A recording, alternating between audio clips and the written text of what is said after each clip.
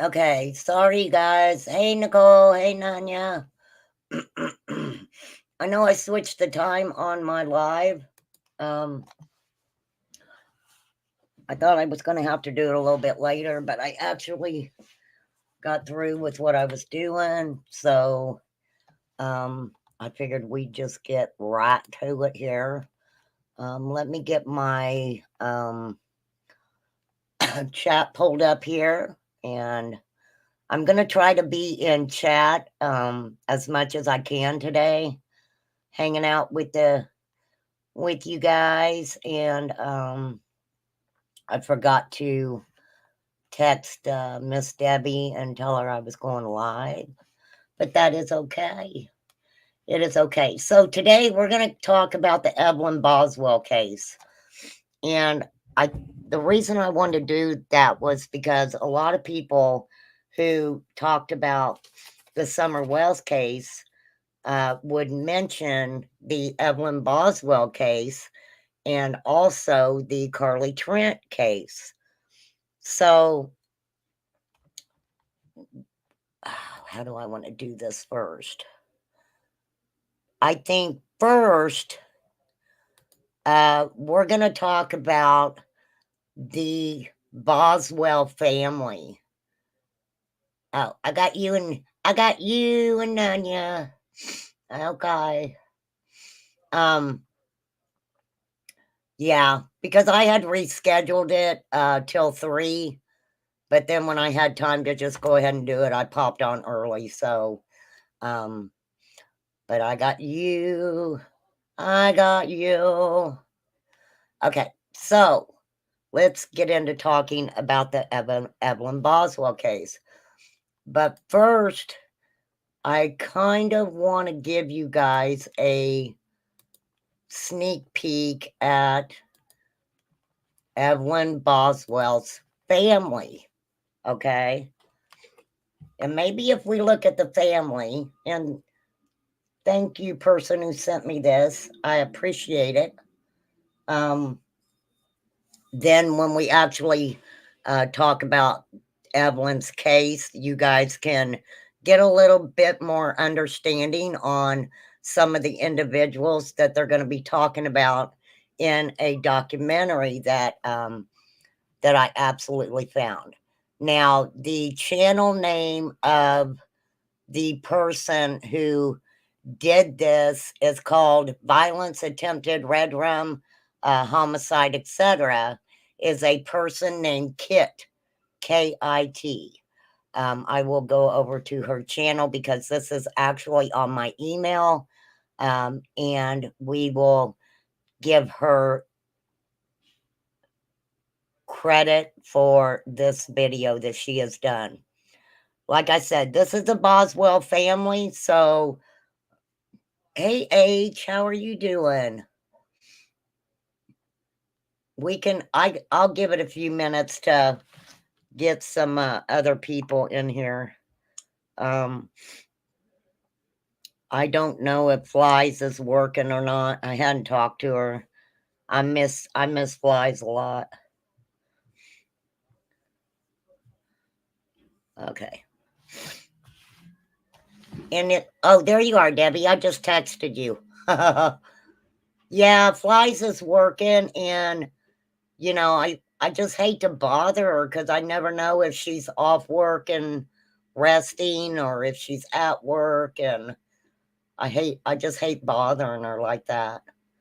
But yeah, I'm gonna start calling her anyway. Because if she doesn't answer, um, yeah, you. I see you now, Debbie. Okay, so let's take a look at this. This tells us a little bit about the Boswell family.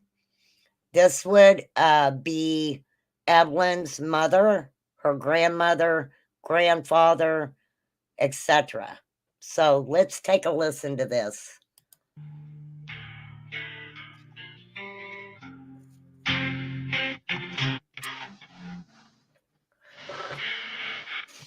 Thank you, Nicole.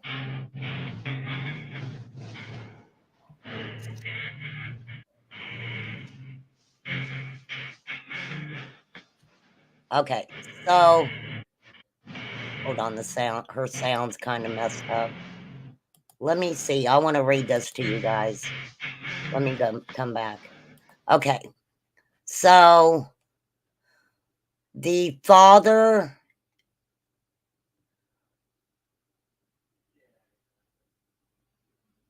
these charges were dismissed, but I believe this is the father and his son were charged for allegedly running a man down with a truck and striking him and knocking him onto the vehicle's hood, and then kicking, punching, and beating the victim with a wooden club. It occurred Sunday morning at the home of the father's estranged wife. Sullivan County Sheriff's Office says the duo were arrested early Monday by patrol officers, while a third suspect also faces charges in the incident. Tommy Boswell Sr., 42, and Tommy Boswell Jr., 18, were at the time being held at the Sullivan County Jail in Blountville. They had their addresses listed. I'm not going to repeat that.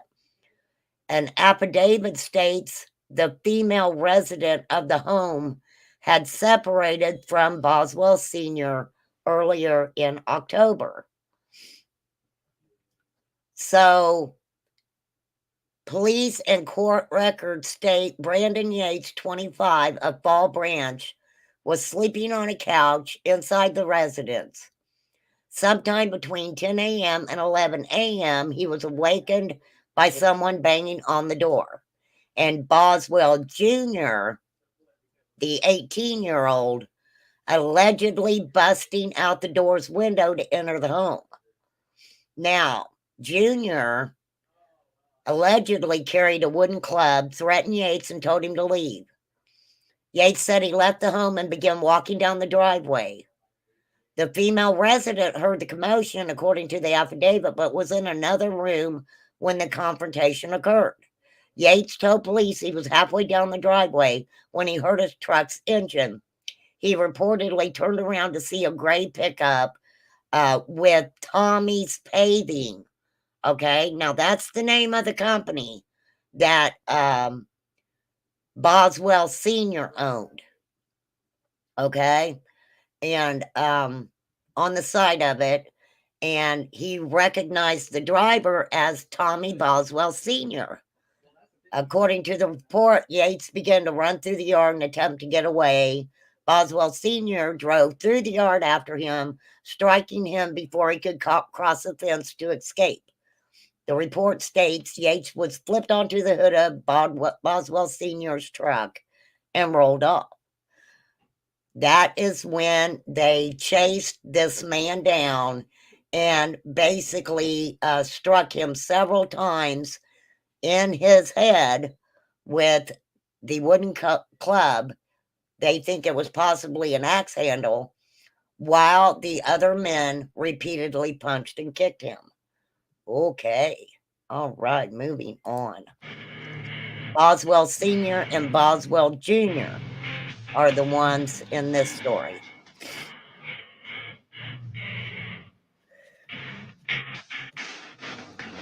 Okay, he was eventually able to get away and run to a neighboring home. They called 911. Possible suffered broken bones. Detectives contacted Boswell Sr. by phone. When questioned about the incident, he allegedly admitted the three of us did work him over, then disconnected the call. A warrant was issued for the rest of him and his son, with both of them being located on Monday morning. Hey, Black Skies. Thank you, Nicole, for the trigger warning. Okay, so this is little Evelyn's grandfather and uncle, okay, that they're talking about.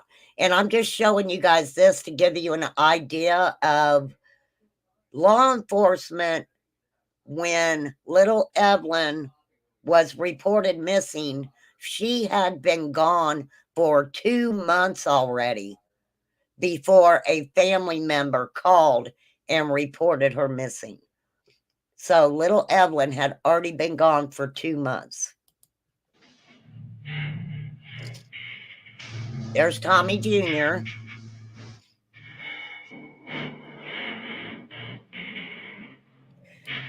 Angela Boswell, which I believe is the mother, once allegedly stabbed Tommy Boswell Sr. in the neck with a pin.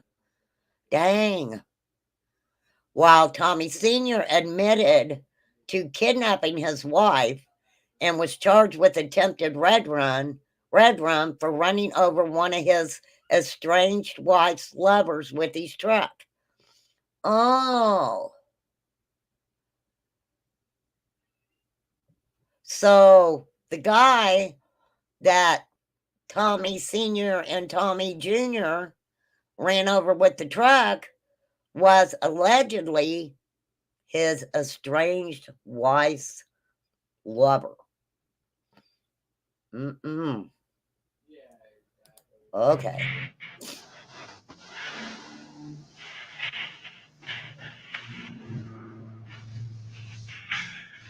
This is Angela Boswell. This is the grandmother of little missing Evelyn Boswell and the mother of Megan Boswell, which is little Evelyn's mother. Okay. Wow, grandma.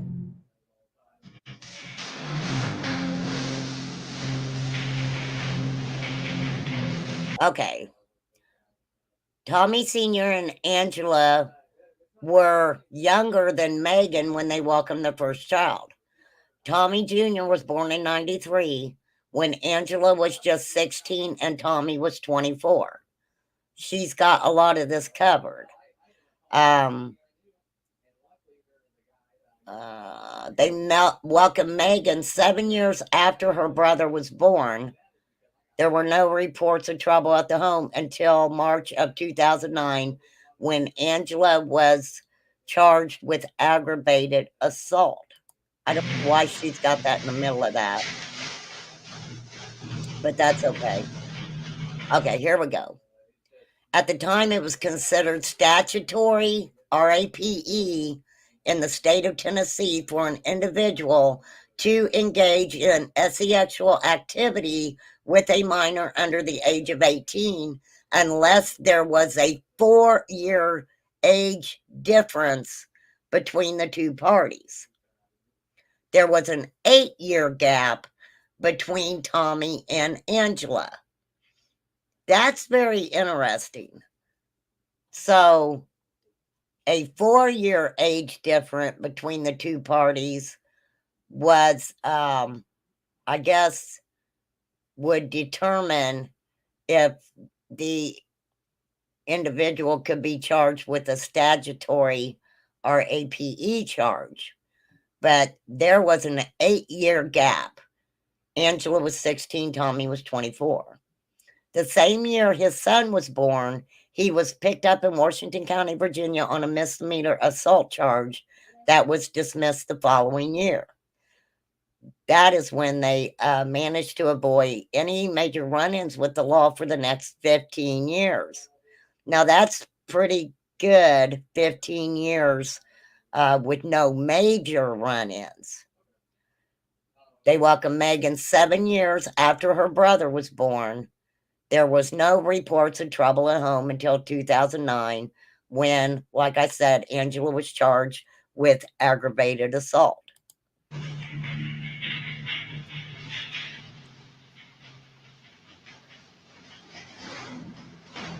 This is Tommy Sr.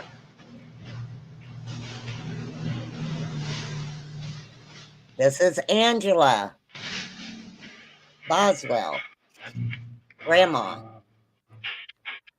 Okay, Angela Boswell has been arrested several times in different counties and states. Sadly, she has 2 minor children also.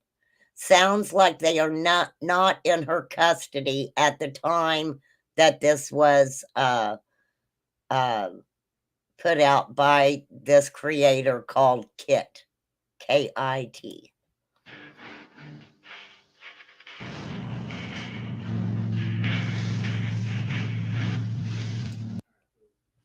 Let me take that back just a minute because she clipped that over really quickly.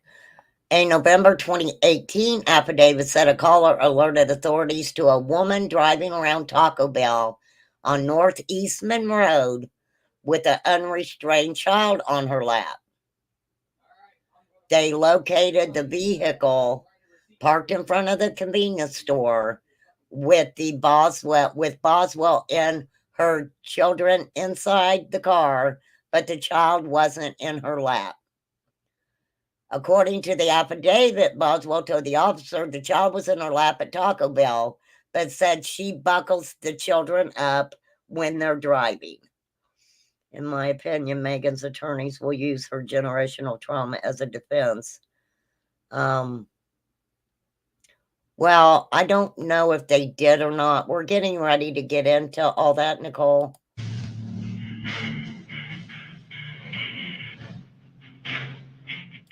So at the time, Angela had and she's putting this on there really quickly.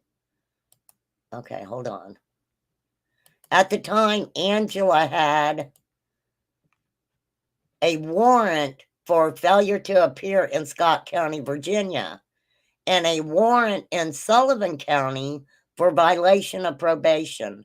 They arrested her as a fugitive from justice out of Scott County and jailed her. Okay, so I feel sorry for these kids. No wonder why Megan acts like she does. I don't feel sorry for her, though. Laws have to be changed for parents like this. Okay, when Boswell was being booked at Kingsport City Jail, a corrections officer found a plastic wrapper with two seals, I'll say it backwards, two slips in her pants.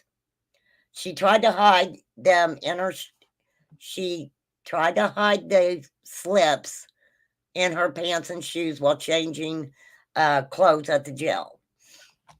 The slips appeared to be Vocalin. Vocalin? I've never heard of that. A Schedule II drug, and charged Boswell with introduction of contraband into a penal facility. In April 2019, she crashed into another vehicle on Fort Henry Drive. Okay, we all know Fort Henry Drive, right? It's for ADHD. Wow. Hey, May May. May May. Okay.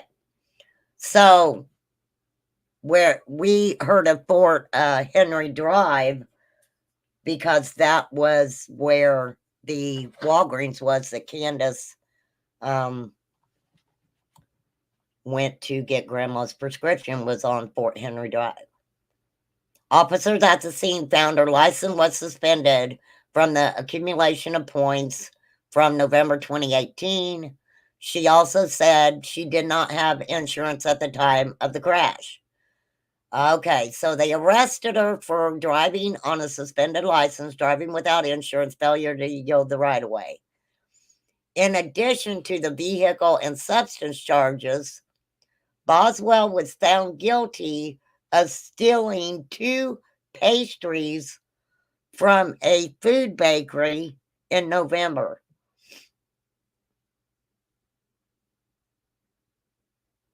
Okay. Maybe she was hungry. Maybe the kids were hungry.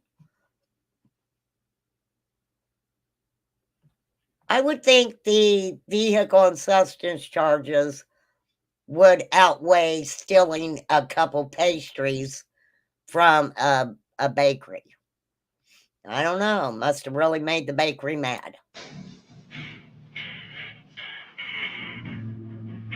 This is Evelyn's family. All right, there's Tommy Sr. Wow, look at the difference in him. Now, we seen the difference between Angela Boswell, very beautiful, and then the substances seem to get a hold of her. Look at the difference between Tommy Sr. Wow. When a substance gets a hold of you, it gets a hold of you.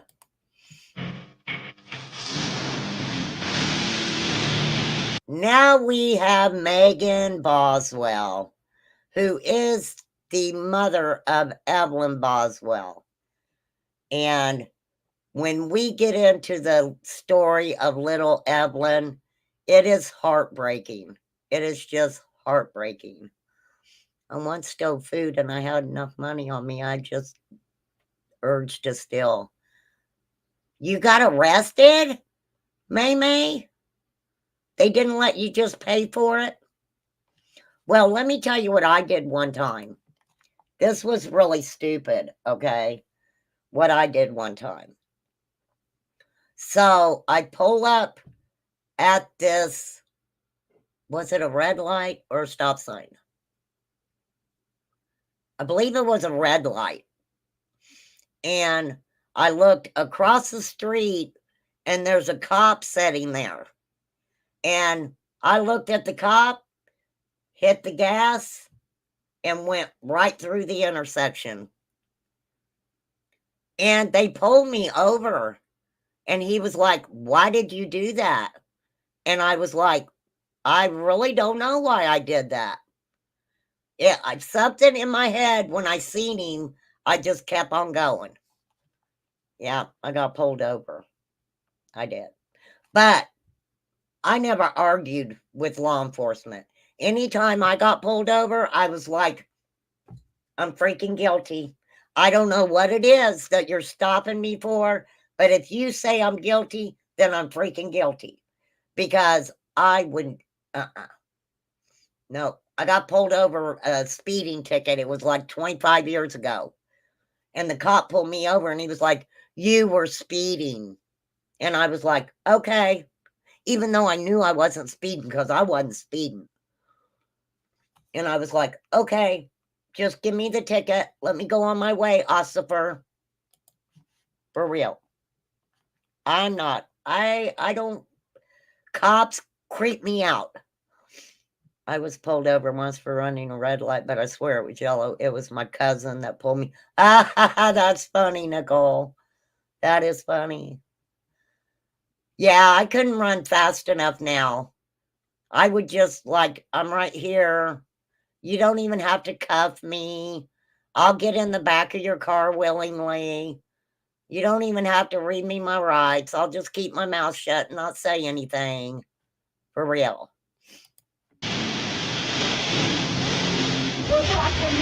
Where are you going? You know what Evelyn is going to do? It's the last time people are going to go for a second. Where's Evelyn? Here she is. She locked. And we are going to get into little Evelyn Boswell. Now, credit goes to News 5, WCYB, who did a beautiful little documentary on what happened to baby Evelyn. And so as I went through and checked on what content was out there that we could possibly look at that spoke a lot about the facts, this is what I found. So I will be stopping it every once in a while. Just if we have any questions and stuff like that. Plus, I do have to commentate on it a little bit so I don't get gigged for on YouTube for it. So I do have the copyright disclaimer as my banner. Copyright disclaimer under Section 107 of the Copyright Act of 1976.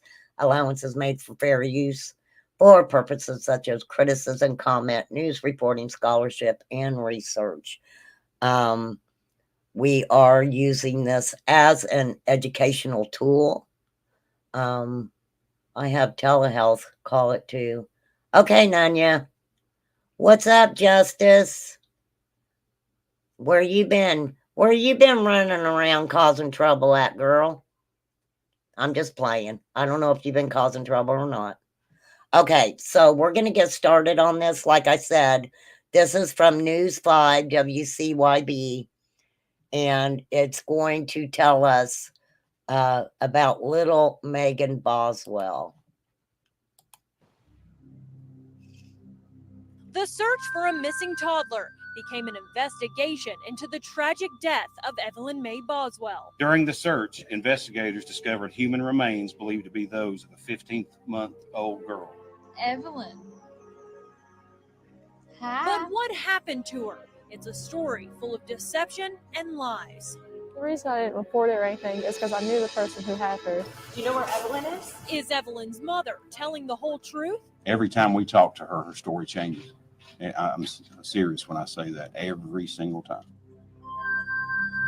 So Evelyn's mother kept saying that she knew who had Evelyn. Okay.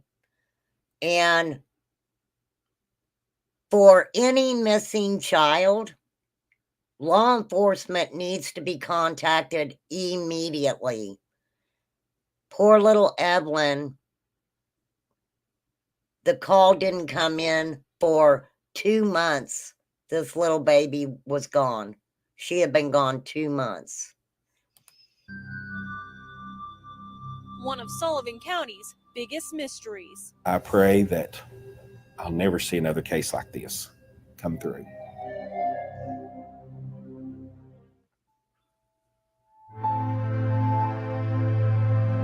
Such a beautiful little girl. Beautiful.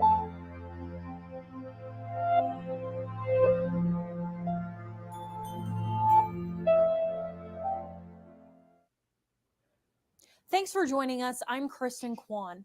I've been covering this story since the very beginning, alongside my colleagues here at News 5 WCYB. It's a story that captured national attention, people offering their hopes and their prayers. But ultimately, this is a story of innocence lost and the unanswered question, what happened to this beautiful baby girl? It all starts here in Sullivan County, Tennessee. Sullivan County is it has a population of approximately 158,000. It's made up of 3 cities: Kingsport, Bristol, Bluff City. Joey Strickler is the captain over the Criminal Investigations Nicole. Division. He spent 30 years at the Sullivan County Sheriff's Office, but he didn't know that a phone call was about to change his life. On February 18th, a call was made to the Department of Children's Services. We were notified of a missing child. Immediately after the Department of Children's Services, their investigators contacted the sheriff's office. Immediately, our investigators went with them to try to find the child. That child was Evelyn Mae Boswell, a 15-month-old baby girl with blue eyes and wispy blonde hair. Evelyn. Hi.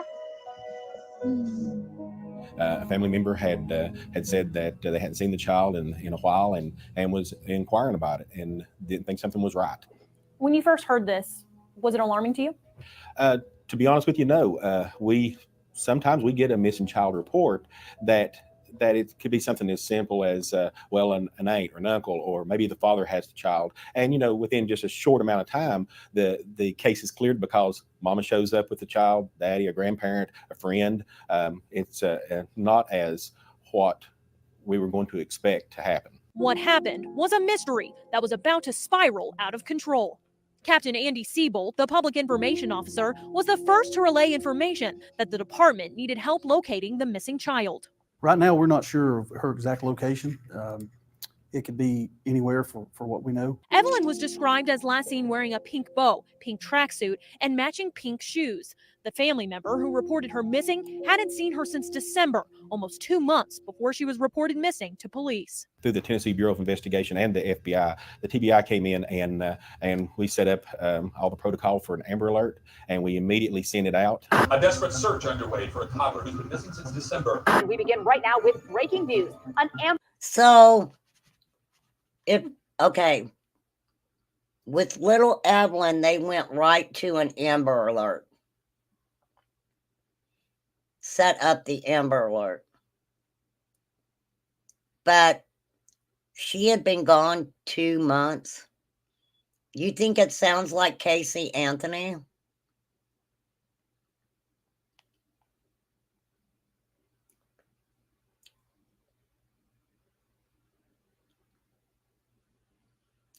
Yeah, because Megan Boswell kept saying she knew where her child was, and she was afraid to say anything to the person who allegedly had little Evelyn for fear that they would take her and run or some crazy. It's crazy. It's just crazy. Amber Alert issued out of Sullivan County. The search for Evelyn Boswell continues today. The 15-month-old is still missing. The case quickly gained media attention. But where was Evelyn? And why did someone wait 2 months to report her missing? Questions Captain Strickler also wanted to know. So we were already behind the 8 ball. We didn't know what we had at that time. What they had was questions, especially for Evelyn's mother, Megan Boswell. And I would say the mother is probably one of the first people that you would look at. Absolutely. In any case like this, we would be going to the parents first to find out, to ask the questions why. Okay, so let's just talk about Summer's case really quickly. I have to say allegedly because we don't know exactly what time Summer went missing. But when law enforcement was called, they proceeded to bring every body that they could to look for Summer.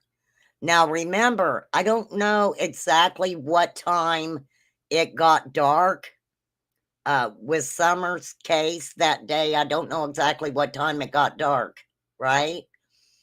And so by the time, hey, Cotton Candy, by the time that the searchers got there, oh, hey, Zena, thank you for being a member for a month. Thank you so much. Girl, I needed to see that. Thank you. Candace said she was only missing 10 minutes. Okay, we know that that's basically not fact. There's no way that can be a fact. But they had people there on the ground looking for Summer immediately. Immediately. I think that's why it was so frustrating when they searched and they couldn't find her. I think they thought that she would be close to home because from what Candace had said, she hadn't been missing that long. Evelyn's mother, Megan Boswell, is 19 years old. She grew up here on Muddy Creek Road in Blountville. Megan became pregnant with Evelyn at a young age. Evelyn's father, Ethan Perry, joined the military before Evelyn was born. He's stationed in Louisiana.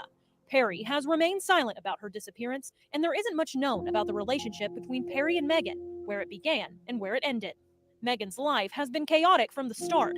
Police records show her parents have been in and out of jail.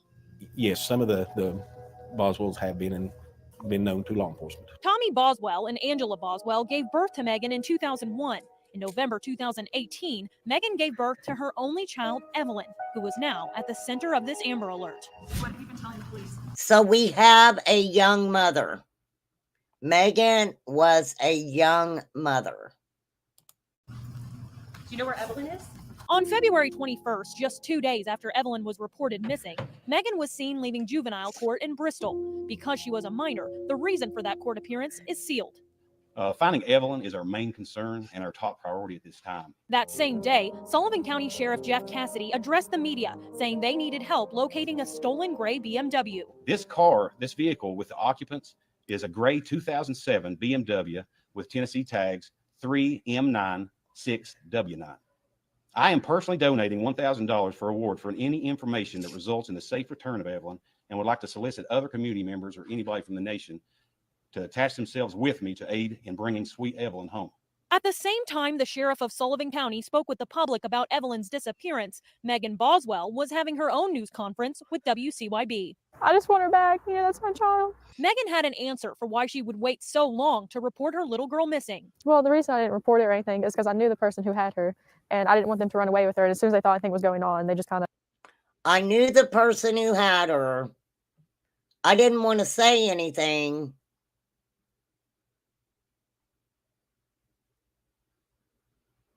I didn't want him to take off and run with her. Make that make sense. Vanished. But who was the person she dropped her off with? Those questions she wasn't answering. They should just bring her back. They obviously know like what's going on, and like, you know, they need to bring her back home. Megan explained that she was scared that if she tried to get her daughter back, the person who had her would vanish. I just want her back. That's all I can think about. They're just getting her back. She pleaded with the public to bring her child back and admitted she would have handled the situation a bit differently if she could do it all over again. Yeah, I probably called the first day. I should have. Now, this is what gets me too, because these parents of these missing children can cry and say, I miss my child. I wish my child was back home, knowing that that child is possibly unalived, right? Unalive. And when they're saying that, that could be looked at as the truth. Because even though their child is no longer, alive, for some of these parents to feel, I want her back, and, I need her back home, and et cetera, et cetera, et cetera. That's their feelings. So when they say things like this, they're not necessarily lying. They just know other things and why that is not a possibility. She was waiting until she knew she had got away with it. That's exactly what Casey Anthony said. But I just didn't want them to run with her. Now the search was on. Evelyn was still missing, and so was that mysterious gray BMW. Who was driving that vehicle, and why did police want to speak with them? We had that one goal. We wanted Evelyn back. We wanted Evelyn safe. Wow, that The child Sullivan County beautiful. Sheriff's Office wasn't any closer to an answer on where baby Evelyn was. Thousands of tips began to come through the Tennessee Bureau of Investigation hotline. We would send our officers to those locations. We would send investigators. If it was somebody in New Mexico or Colorado or California, we would call the agencies there, and they would send somebody out to help us. So this case, in effect, it affected the whole nation. It wasn't. And also, this Hey Birdie, also, when he talks about getting tips that were outside of their jurisdiction, they would contact the other law enforcement agencies to go out and investigate to see if maybe what they're being told is, is a good lead or not. That, I believe, also happened in the Summer Wells case, the Michael Vaughn case, even the Sebastian Rogers case. Hey, Kirst, I believe Jody had said after 9 it got dark. Oh, okay. So by the time Candace and Dawn or whoever called law enforcement, they had a very short window of time before it got dark outside. Now, this is one thing that I have always said. Summer didn't have any shoes on. Summer was possibly in the woods.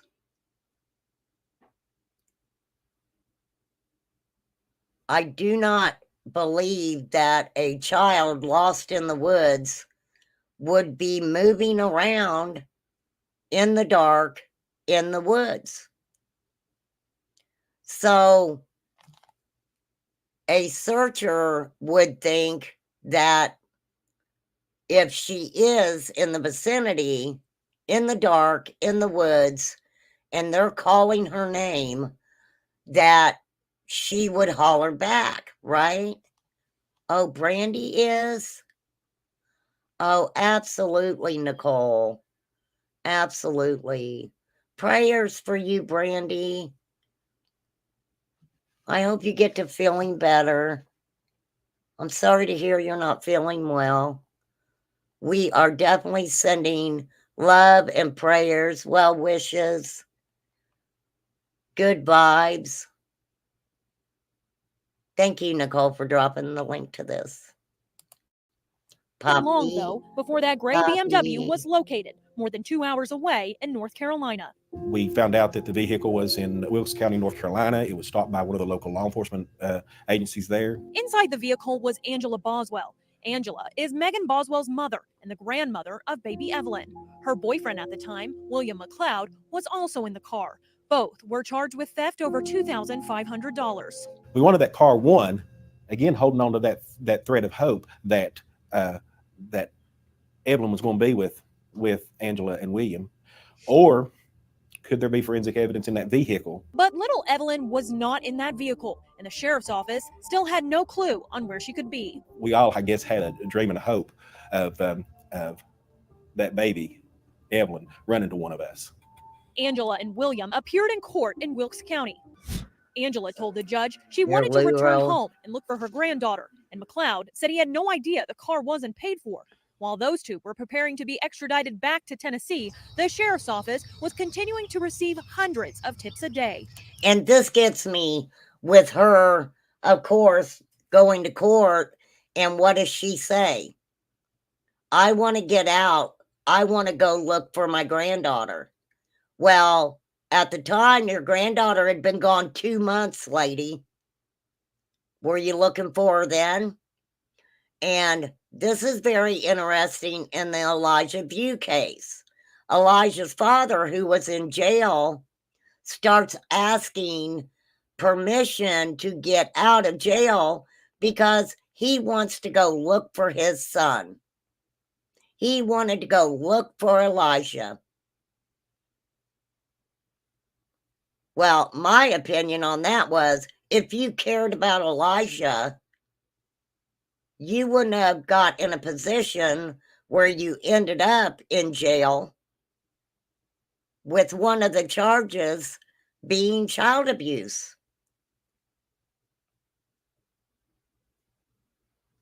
To me, that was a man who was using his son missing to try to benefit himself on getting out of jail. So this is just another example of that. Grandma wants to go looking for Evelyn now. Hey, Sassy Ann.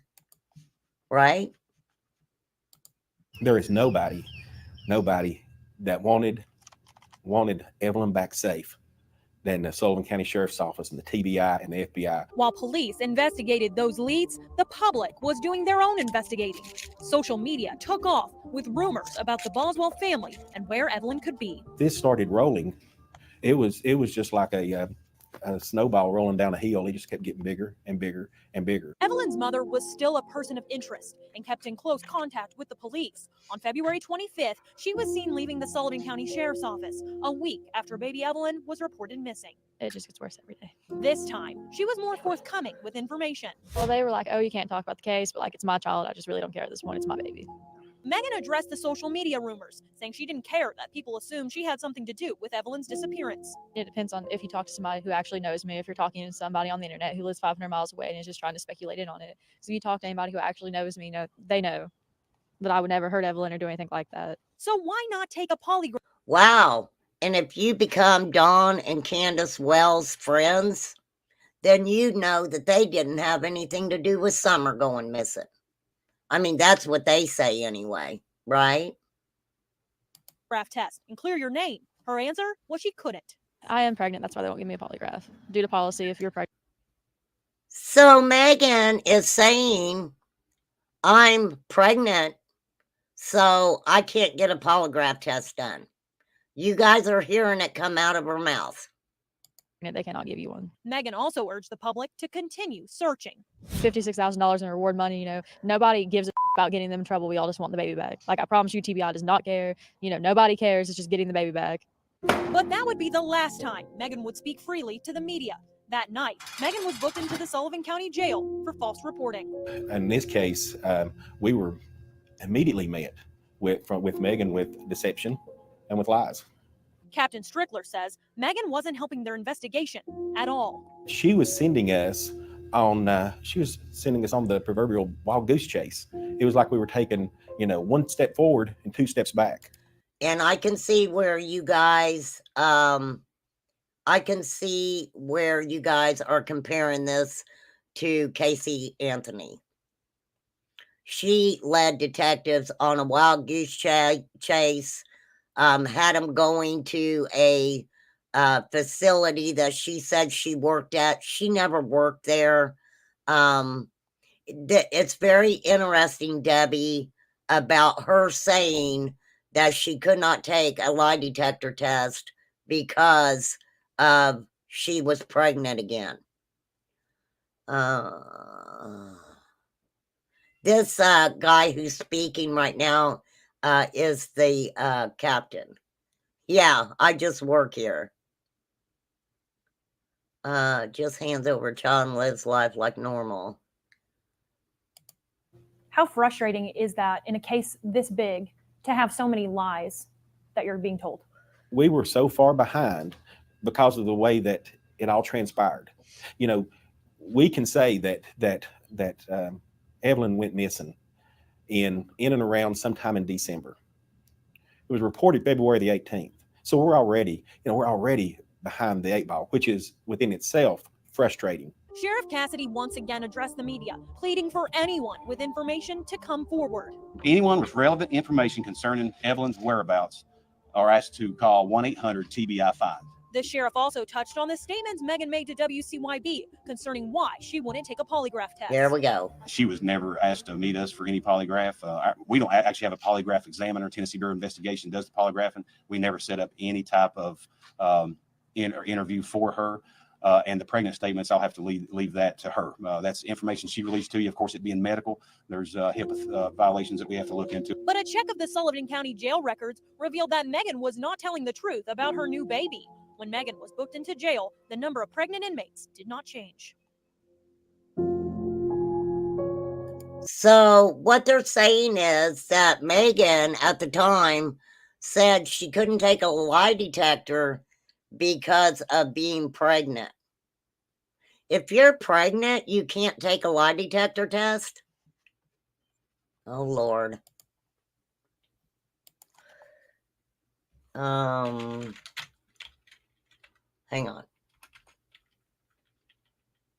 Can you take a lie detector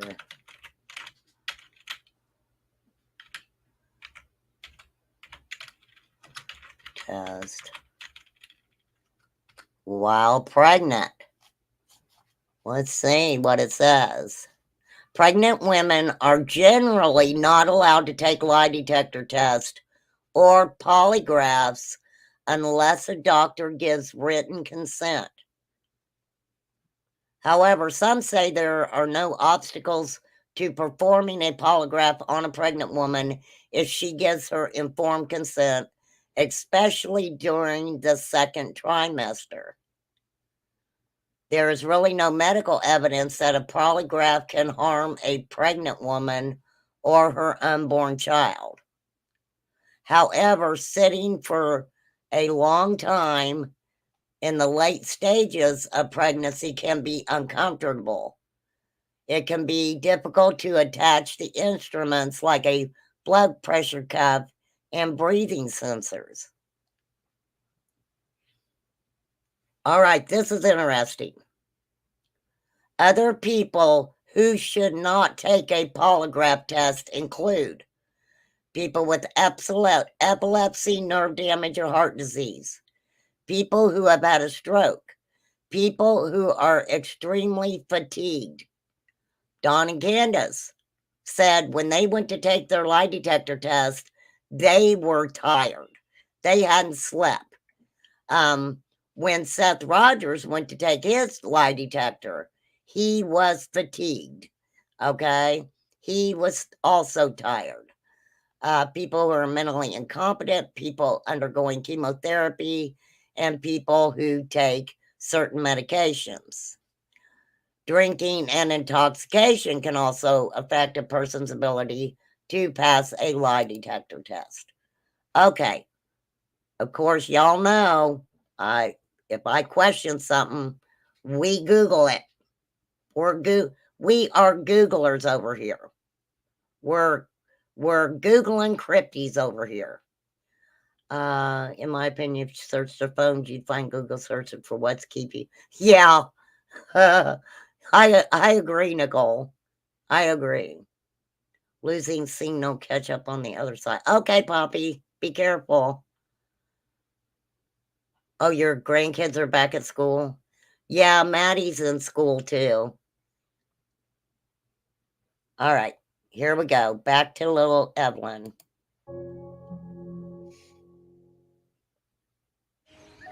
The search continues for Evelyn Boswell, who hadn't been seen by certain family members since December. Police ran down multiple leads that came from Evelyn's mother. So every time she would tell us something, we would write it down, because that's what our desire was. We wanted to get Evelyn back home safe. Investigators were still holding on to hope that Evelyn would be found alive and well. We all, I guess, had a dream and a hope of that baby, Evelyn, running to one of us.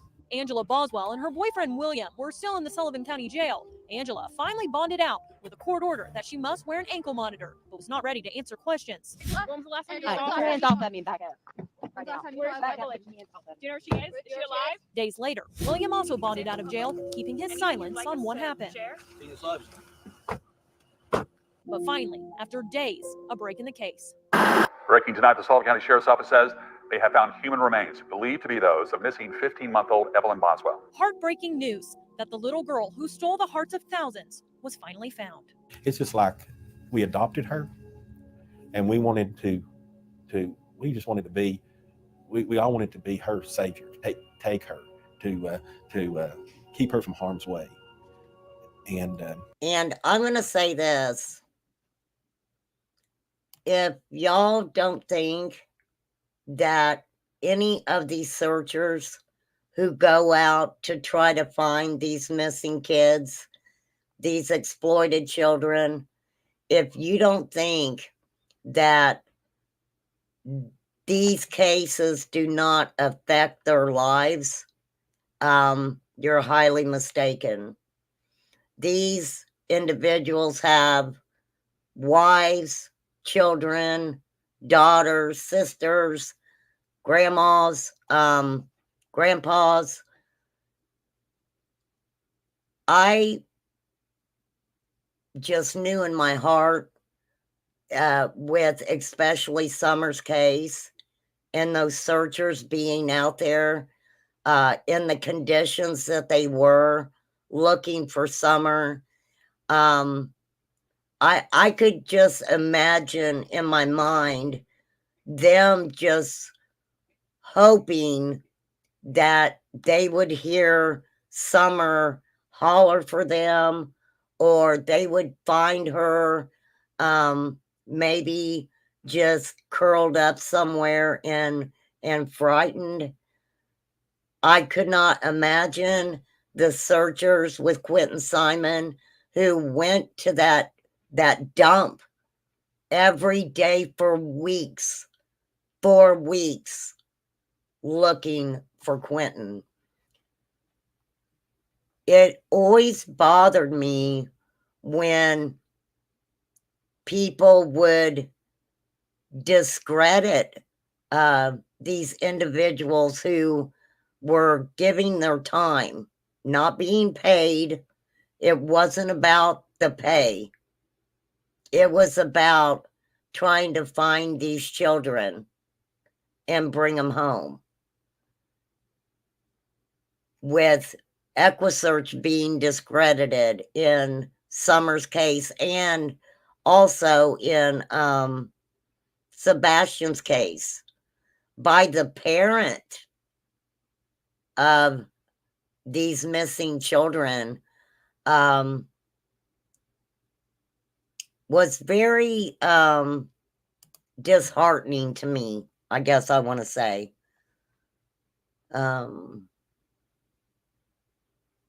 I know, May. It is. It's very sad. You know, it's just, it's absolutely, these type of cases will destroy you. Her body surrounded by her toys and diapers. Just to know, and you're human enough to think about things and think about what she went through, maybe, and just the whole totality of the circumstances is enough to emotionally just destroy someone. Okay, I'm going to go over here and I'm going to say a very intense trigger warning here. What I am about to let you guys hear is very triggering. So if you need to leave, okay, wait.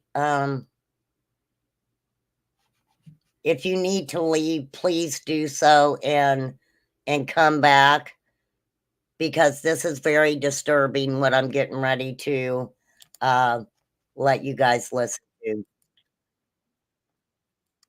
This is how Evelyn was found. Big time trigger warning. This is from a channel called It's a Crime from a year ago. And Evelyn's COD, which is cause of death, was released. And this is what it said.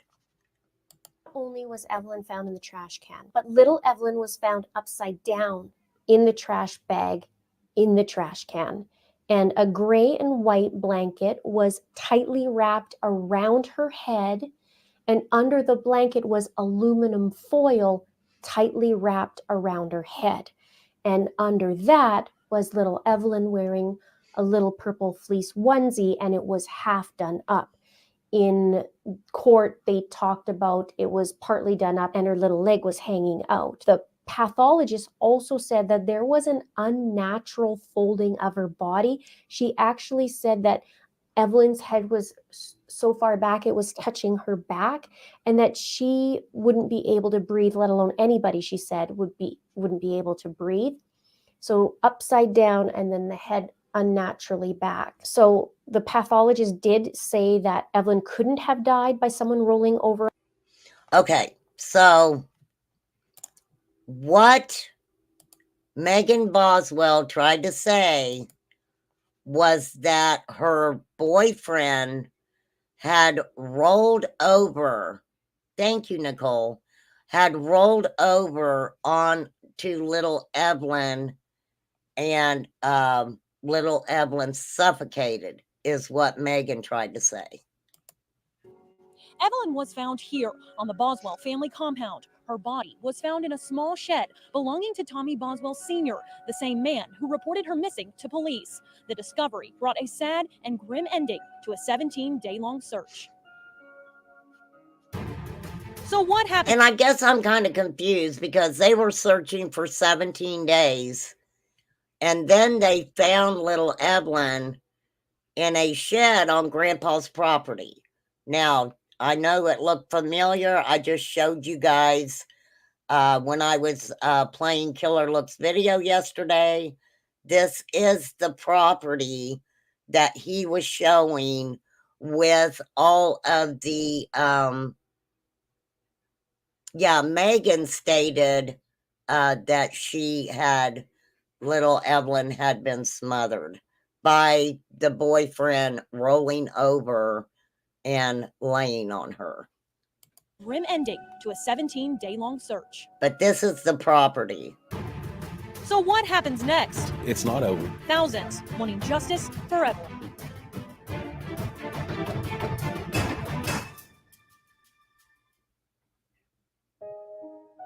The discovery of Evelyn's body brought a sad and heartbreaking end to a nationwide search. Captain Joey Strickler says cases like these stick with you for the rest of your life. Those things you don't forget. They are forever emblazoned in your heart and your mind, and you can't forget them. Evelyn would never see her first day of school. She would never get to explore the world, but she would also never know fear or sadness. I think to a point there was some relief knowing that as for me, that Evelyn was not in harm's way anymore, and that she wasn't hurt, and she wasn't in danger no more. So there was a relief to that. Relief also came to thousands of complete strangers who brought toys and gifts for a little girl they never knew but still loved. And Elijah View's case is an example of this. They haven't came out and said that the remains found are of little Elijah. And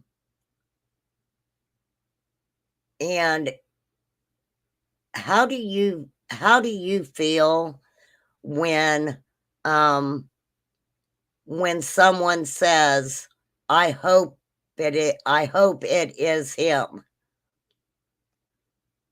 Some people will take that statement and say, oh, what a bitch to be saying that they hope that those remains are Elijah's. Well, of course, I mean, me personally, I hope that they're not. Because I want to hope that Elijah is out there.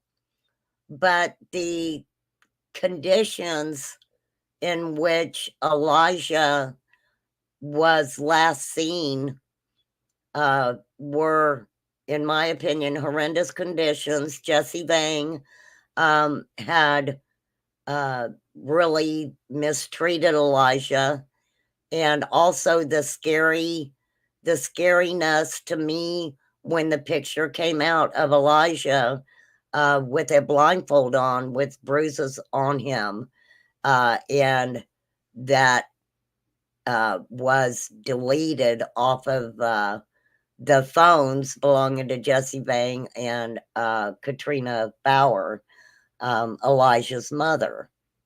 I don't know why they would take a picture like that, but I was very afraid that he had been sent somewhere that was going to be more harmful to him. So, in a way, I do hope those remains are Elijah's, so he can be laid to rest. He can find some peace, and he will see that God isn't someone who is and was being used as a form of punishment for him. Does that make sense? I'm heartbroken. I'm trying to not cry now. It's horrible. Megan Boswell now has a court-appointed attorney, Brad Sproles. She's appeared in court for her false report charge. At the bond hearing in March, the court asked the witness, Brian Fraley, fine agent with the TBI, if Ms. Boswell had made any inculpatory statements, and he answered yes. And I believe that made the court believe that there may be additional charges on the horizon. Sproles was right. In May, Megan was charged with 10 more counts of filing a false report, but no charges have been handed down in Evelyn's death. It's not over for the detectives at the Sullivan County Sheriff's Office. If anything, it's now the beginning. There is nobody from in this nation, from one coast to the other, that wants to see justice for Evelyn more than we do. And we're going to do everything we possibly can to make that happen. But it's going to take a while. While the ending of this story is unclear, what is clear is investigators are vowing to fight for answers for little Evelyn. We stand for those that can no longer stand. We are the voice of those that can no longer talk. So we have that moral responsibility to do everything we possibly can do, everything, to make sure that all the T's are crossed, all the I's are dotted, and that when we get ready to formulate a plan and take that next step, then we're ready. Be sure to stay with us as we learn the latest details. Okay. After Evelyn was found, a lot of people wondered if she had been at a different location because that property had been searched extensively prior. Yeah, I thought that was really weird, Birdie, that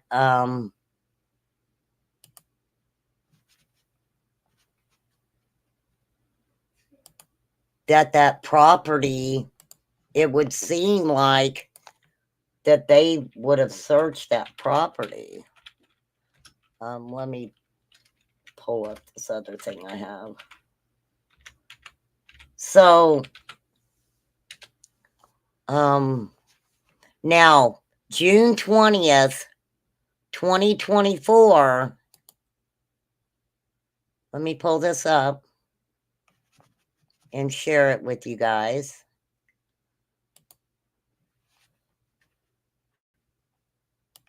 So,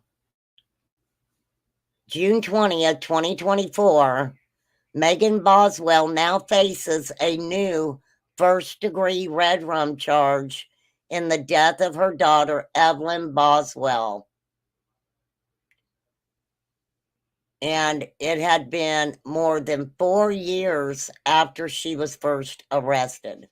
Let me see if I can share this with you guys, just so we can see what it says. Hang on. Story here on First at 4. I'm Casey Marler. Megan Boswell accused of killing her 15-month-old daughter, Evelyn Boswell. Hey, Nana. She was at the center of an Amber Alert that spanned several states before investigators found her remains in March of 2020 on a family member's property in Blountville. News Channel 11's Ansley Daniel was inside the courtroom today. Ansley, what happened at the hearing? Well, Casey, that hearing actually turned into an arraignment. Megan Boswell has now been charged with a new first-degree murder charge of premeditated murder. The state actually took these findings to the grand jury last month. This is in addition, though, to the 2 counts of felony murder, false reports, aggravated child abuse and neglect, tampering with evidence, abuse of a corpse, and failure to report a death. We had additional information from the investigation. We decided that we would add this charge if the grand jury felt that we had enough evidence to do so. Megan Boswell's attorney, Gene Scott, says that he was given a heads up about the charge after it was presented to the grand jury. Megan pleaded not guilty to it today. Now, as far as where the trial will be held or whether or not a jury will be brought in from outside of this area, we'll have to wait about another 2 months to find out, as that motions hearing got pushed back to August the 15th. August the 15th.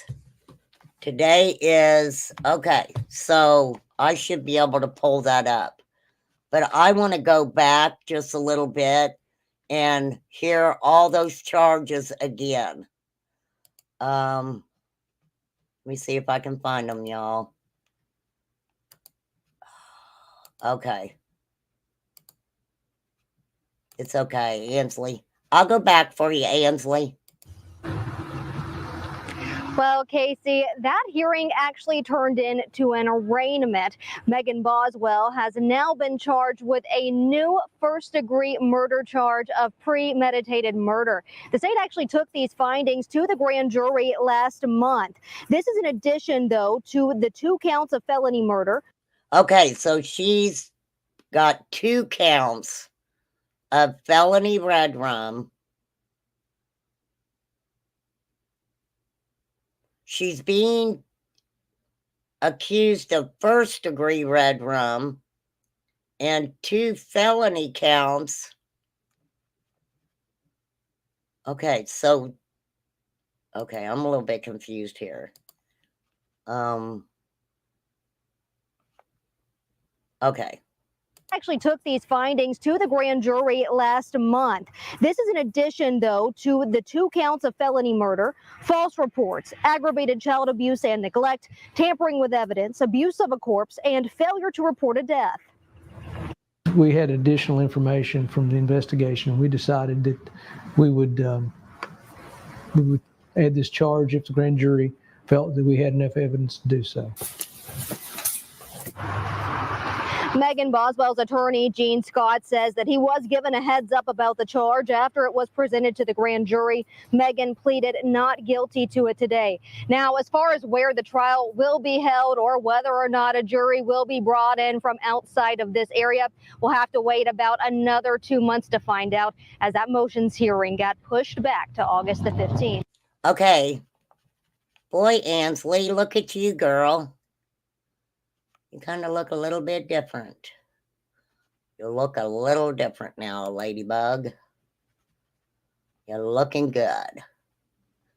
You are looking good. Okay, don't forget that Evelyn's father was in the military, and not too many people actually, I don't think that he's talked to anyone. Let's see. That's Benny investigating. Okay, Megan Boswell appears in Sullivan County Court on August 15th. So let's, that's WJHL, and that was from a month ago. So, hang on, I'm gonna pull that up.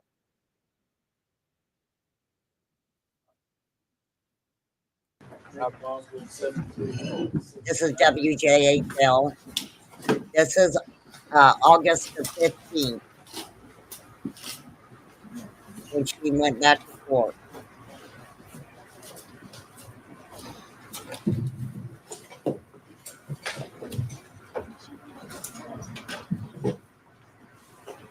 I know when we said this last time, court was concerned about. Well, I heard, that's what I heard too, Bertie. I heard that that Megan's dad is the one who actually called. Didn't they think baby Evelyn was under a trailer during the surge? I remember them at the trailer. I don't really remember a whole lot.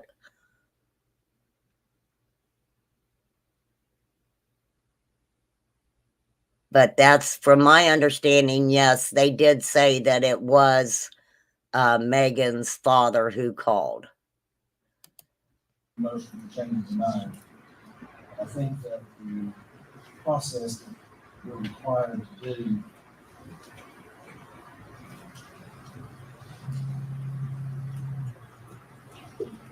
is you have to attempt to go through the consultant before we make a ruling on whether or not we go to another county. To that end, my intention is to try to pick the Sullivan County jury in December. And if we do,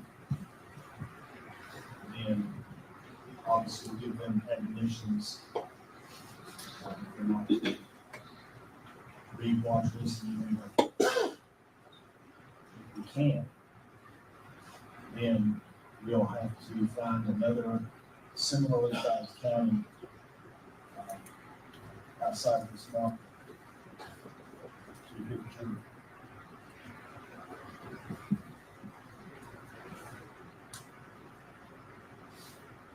What I want to do is attempt to pick a Sullivan County jury beginning on December 16th. And one reason we're late getting started by talking sure that would give us enough lead time. What I'm planning is going to stagger basis to 1,200 juries.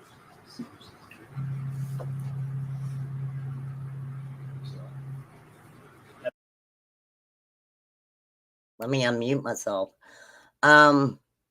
They dug under the trailer looking for her. Was it a pillow? Maybe the current resident thought that's what he saw them remove from there.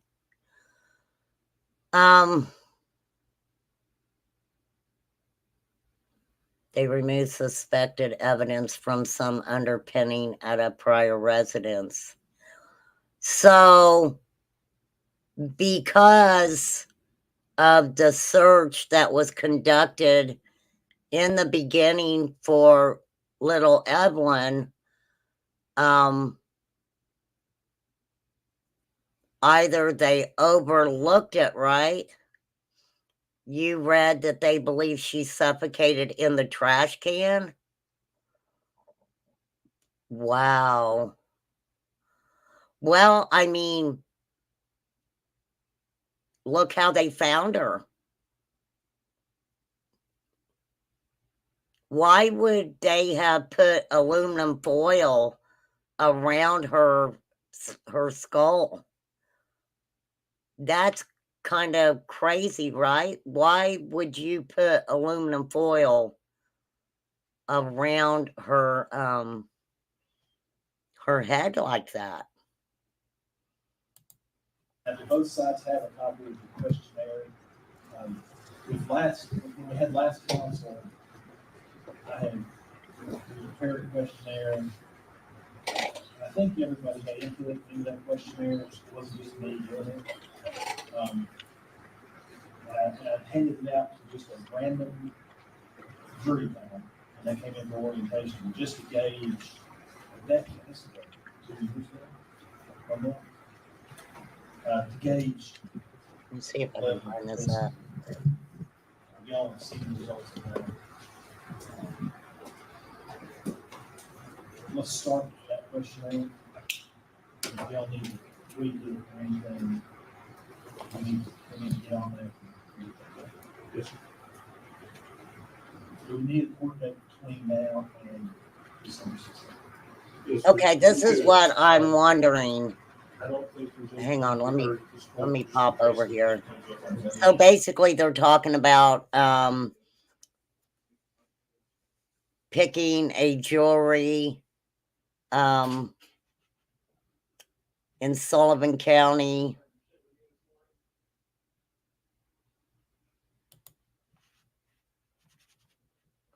The ex-boyfriend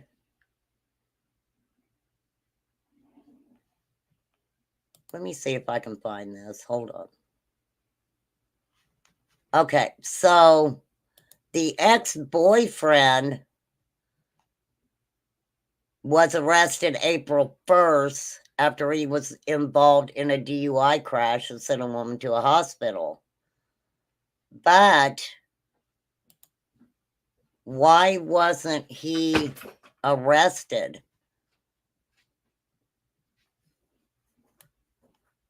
So are they saying he didn't have anything to do with what happened to Evelyn? Because he's not in jail.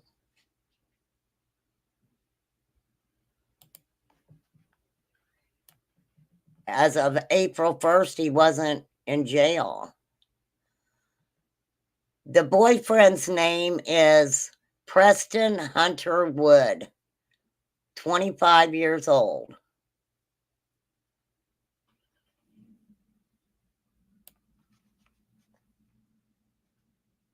Megan Boswell is the one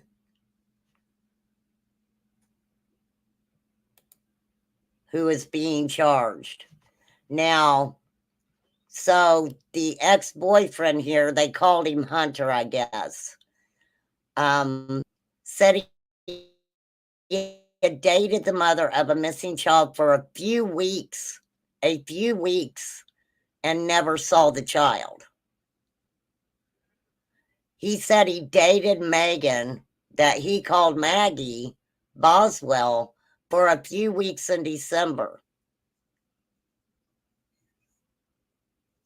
He said he never saw Evelyn in the weeks that he dated Megan Boswell. He said he'd seen pictures, but he never saw the baby. And he has no relationship with the child whatsoever. Let's see if I can pop over here and let's see if this if you guys would be able to hear this. I hope so. There might be a commercial that comes on first. I'll try to grab it if there is. Yeah, I knew there would be. I knew there would be a commercial.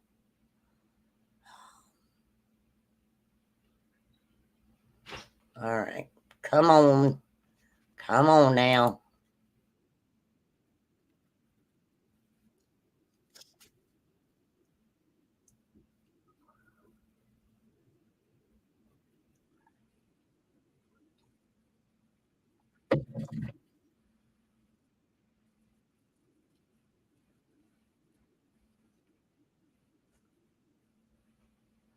But Megan told the story. Oh, I hope you guys heard that because my thing popped up.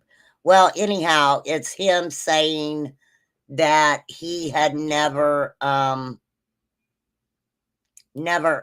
met Evelyn, had never seen Evelyn. But one of the stories Megan told was that he rolled over on her and suffocated baby girl. Okay, I don't think I have a lot else on that.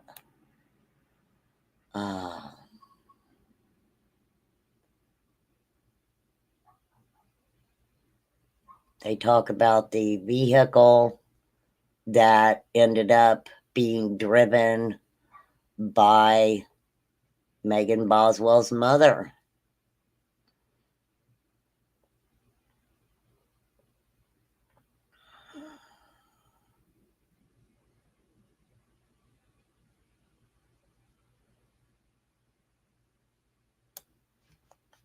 Okay, I'm going to go over the Amber Alert criteria really quickly. The child must be 17 or younger. There is accurate information on a description of the child, suspect, or vehicle, and one or both of the following factors exist. There is a reasonable belief by law enforcement that an abduction has occurred. There is a reasonable belief by law enforcement that the child is in imminent danger of bodily injury or unaliving. Okay. Now, Leslie Earhart was also involved with Evelyn's case.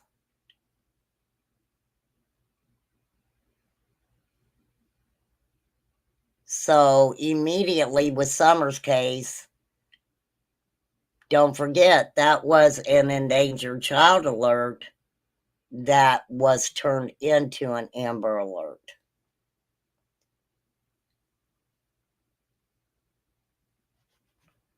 Absolutely. All right, let me get some of these tabs off of my thing here. Okay, where was I? Where was I?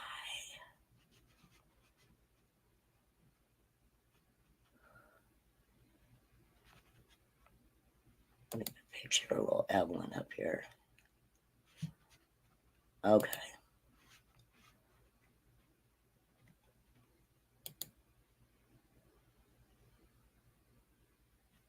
So I guess the question I have,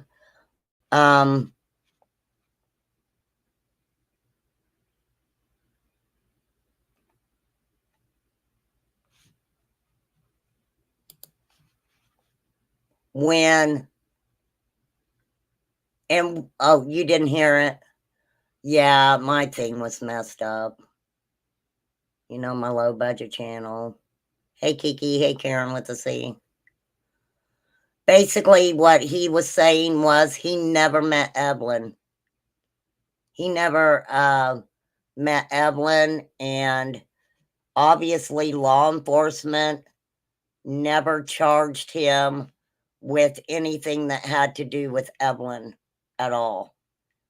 So, fabrication, did he fabricate a story that he never had met Evelyn? She was alive one place. Oh, wow.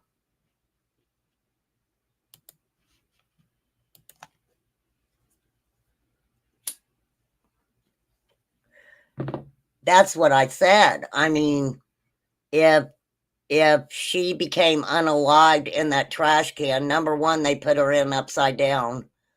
Number two, they wrapped her head with tin foil. Let's see.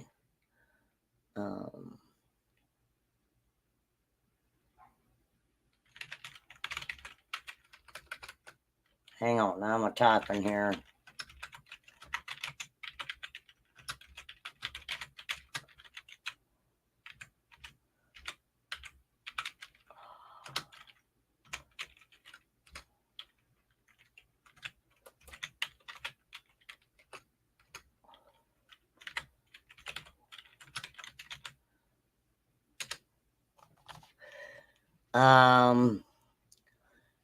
Said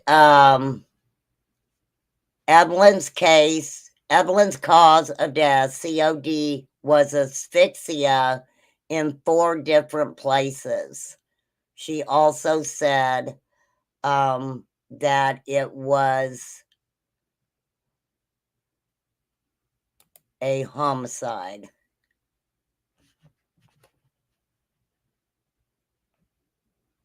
Okay, so an expert in the field of forensic pathology. Let me get his picture off of there and get little Evelyn's picture on here. That was the cutest thing, to see her standing up there. I wonder if she was just learning how to walk in this picture. How beautiful. Okay, hold on a minute.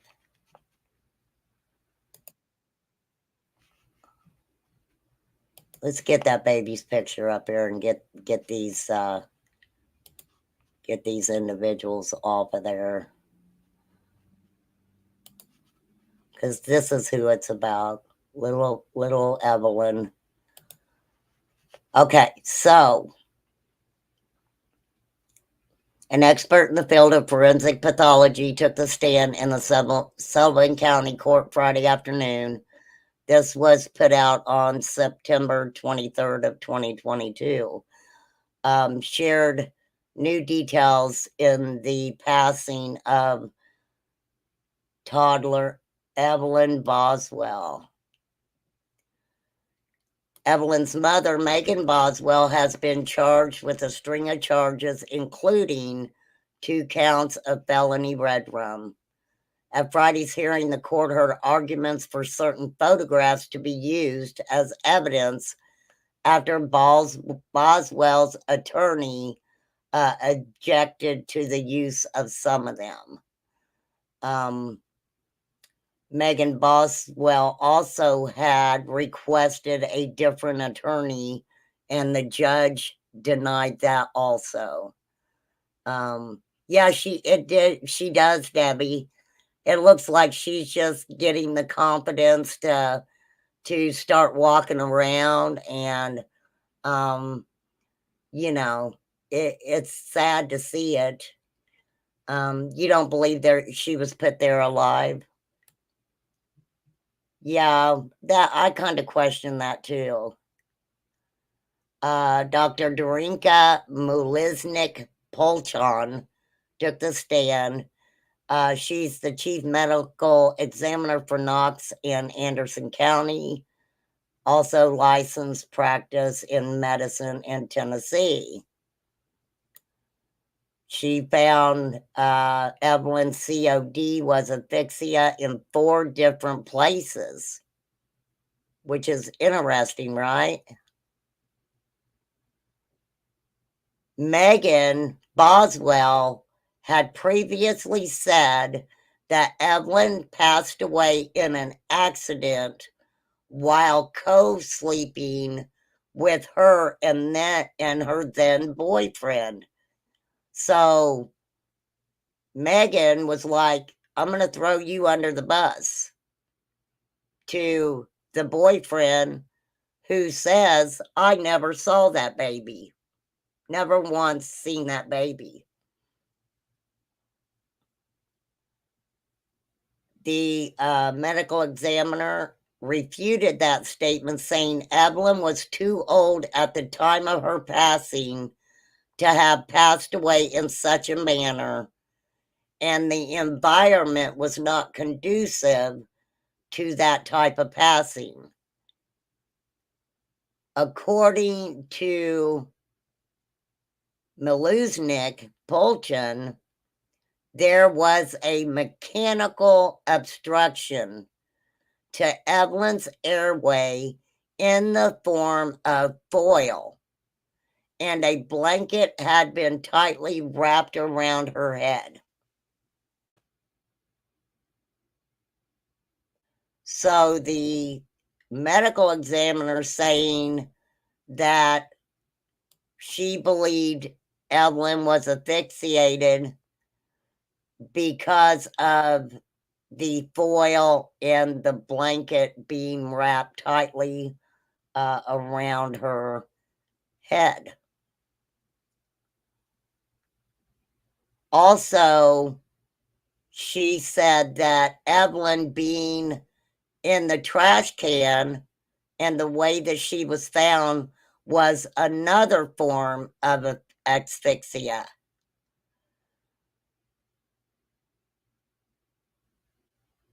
She also went on to testify that photos being discussed as potential evidence gave a complete picture of the manner in which Evelyn passed away, as well as the placement and condition of her little body, which had, of course, started to decompose.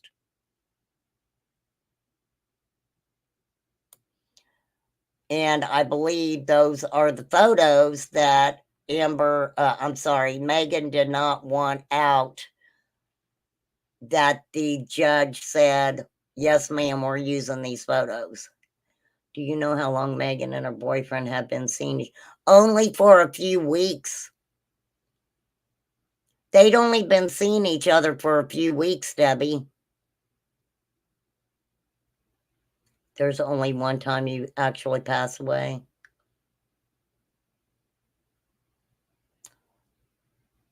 Well, I think possibly, and this is just the way I'm thinking, Kirst, is that there were 4 factors that she found that caused Evelyn's asphyxia. The tinfoil, the blanket, when Evelyn was put in the trash can, she was put in upside down. Yeah, it was really weird because the boyfriend said something about Evelyn being with her father and him being on leave from the military. So you don't think the talk screen was made public or known at that time? I've got it right here. I'm getting ready to let her. We're going to show it.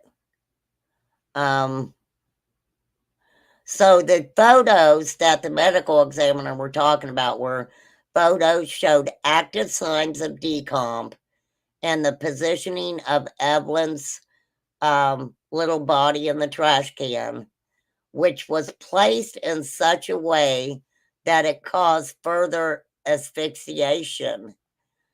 She described the toddler was placed in an unnatural folding of the body. Now, the clip, I showed you guys the clip where a creator was talking about what she said in court. But we're going to, hang on, we're going to pop over here because this is how I roll. And let's see exactly what the medical examiner says on the stand. Now, hopefully you guys will be able to hear this. I'm sure there's going to be a commercial first. I will act accordingly on that. So let's see what they have here that they can share with us. I knew it. I knew it. I knew there was a commercial. Okay, here we go.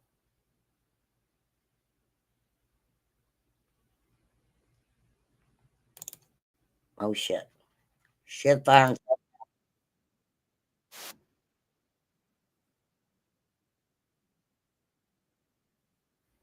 Oh, shit. Sorry, you guys. I was going to close captions on, but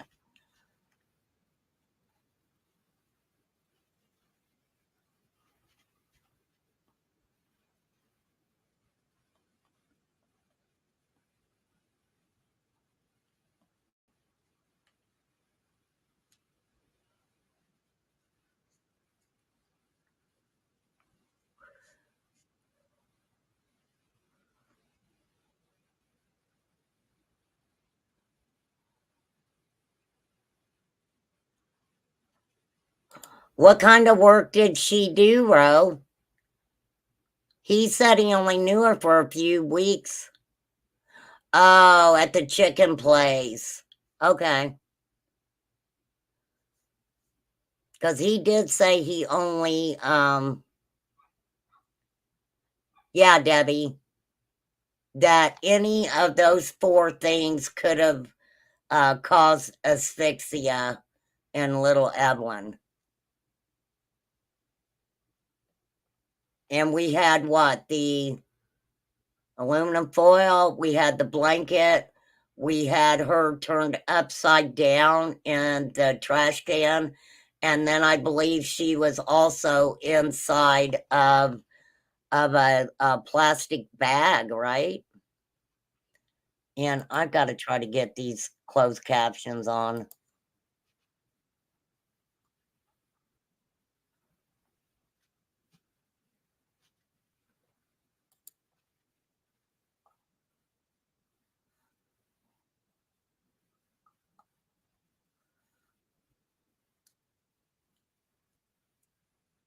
Oh, yes, Debbie.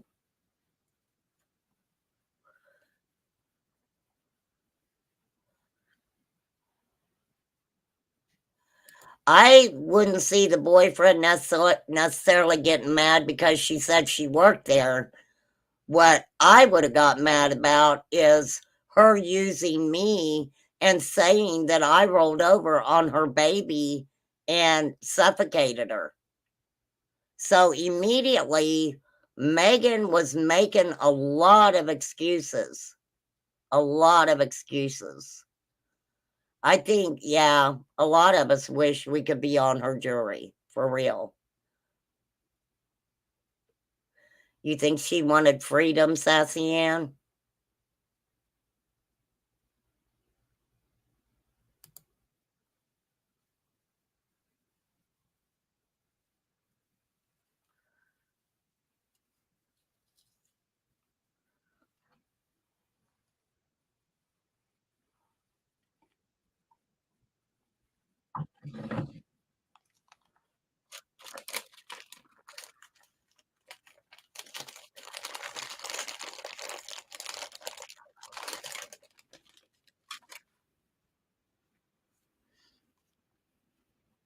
I know this is kind of hard to hear, you guys. I've got both of my ear plugs in here. You can hear it a little bit better.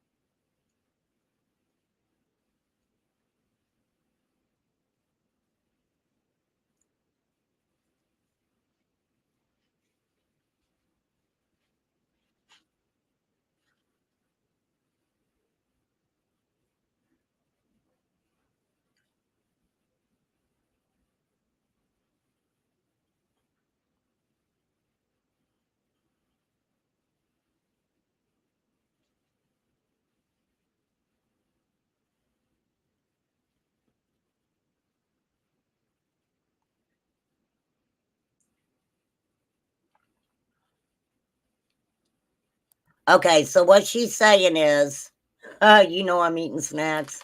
I'll show you. You're not getting any sound? You can't hear me? You can't hear it? Okay, I'll go back. It is very hard to hear, really hard to hear. So you may have to use both of your little ear pods there. You busted me. You busted me eating some mini blueberry muffins. I'll get it, Birdie. Thank you. Let me, okay. And like I said, it is really hard to hear what she is saying. So let's try it out again now. Okay, hopefully you guys will be able to hear it now. I'll back it up a little bit. She starts explaining exactly how little Evelyn was found and why you'll be able to hear it now. I fixed it. I'm sorry, low budget, baby. Okay, here we go. Yes, you can all have one. Exactly how she was positioned when she was discovered before her body got rectified and put in the anatomic position, which would be the only position that we can do forensic examination, forensic autopsy at the end of this whole process. I know it's hard to hear, but can you guys hear it now? Kind of asphyxiation that is involved in demonstrating or shown in this particular photograph, Exhibit 12. So that would also go with the some parts of the confined space asphyxia, because obviously that the foil and the plastic bag and the garbage can, they're all different layers of that confined space. Mechanical asphyxia, because it's tightly applied to her face along with the blanket, so that would be mechanically prevent oxygen from entering her upper airway. And then parts of or factors in traumatic asphyxia is just the position of the body. We can see some of that position of the body because the head is very overextended, tilted, and then essentially part of her arm that it's starting to show in this photograph is at the level of the feet, which are at the bottom of this whole body. So it shows at least three elements or mechanism of the asphyxia in this particular photograph. Very briefly, you mentioned purge fluid. Would you explain what that term means? So with the autolysis or breakdown of the tissue after death and the creation of decomposition kind of chemicals, they liquefy the soft tissues, including the fat, and some of the purge fluid comes mostly from the internal organs and then releases from the body originally and initially through the facial orifices or opening in the face, such as the nose and the mouth. And then later on throughout the decomposition, actually, when the epidermis of the first layer of skin detaches, then some of that fluid can start oozing from the rest of the body, and that can compromise the integrity. A question, and I don't know a lot about, I'm definitely not a forensic pathologist, but I wonder how the decomposition works when someone's put in a position where they're upside down. So, when somebody's upside down, the blood rushes to your head. And I wonder in that position, how, as far as that area, did the decomposition work, right? It turns black. Of the body and the integrity of all the layers in a case like this quite extensively, and that's why the removal has to be done very carefully, layer by layer, and then with extreme care not to remove soft tissues from the body where these layers are tightly applied, whether it's clothing or the blanket or the aluminum foil in this particular photograph. And when you talk about compromising postmortem or positioning, you mean that if not for the fluid, that actually the lumen fold or the blankets would even be tighter across the face and the head of the body? That's correct. And also, would it be correct to say that the more fluid you have in the decomposition that you talked about would be consistent with the body being in that position, in that location, longer amount of time, the more decomposition you have in the amount of first fluids. Is that correct? That's correct. And then that's part of the series of photos that shows the differential decomposition in her body, which is important in this context of the case and how she was positioned. Yes, because this is the thing. If she was in one location for a period of time where decomp maybe started, I wonder if they could tell that. 17 days, Kirst. 17 days after they got the phone call that she was missing, and she had already been gone for almost 2 months. She had been gone almost 2 months after the phone call, and they started searching. That's when they ended up finding her in her grandpa's shed on his property. There was a soft decomposition and purge fluid in the upper part of the body, and then desiccation, drying out, almost what we call mummification in the lower parts of the body. But that's because the body was upside down and it was not manipulated after that. It was left in that position, left in that position throughout its postmortem. Okay, she just answered my question. She just answered my question. So, yes, the way that Evelyn was placed, I hate to even say it, trigger warning, the way that Evelyn was placed in that trash can, absolutely played a part with decomposition. Yeah, the boyfriend said he never seen her, but he said that he only knew Maggie, he called her, for a short period of time. And I just played that. Now, Vinny from Court TV did a, I guess he did some content 5 days ago about the death of baby Evelyn. We might look at that another time. I've been on here almost 2 hours.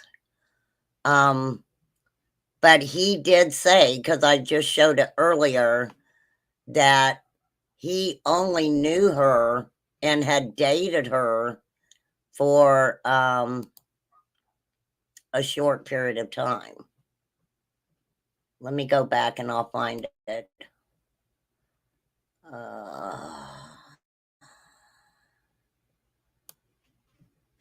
Okay, hold on.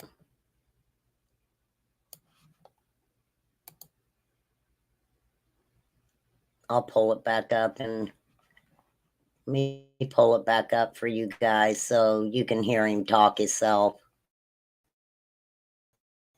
I will let you hear the guy talk himself here. Hold on. His name is Hunter Wood, they called him. Hang on, let me get it set up here for you guys. I don't know why it's such a big deal for the freaking all right, let's see what this says. Here we go.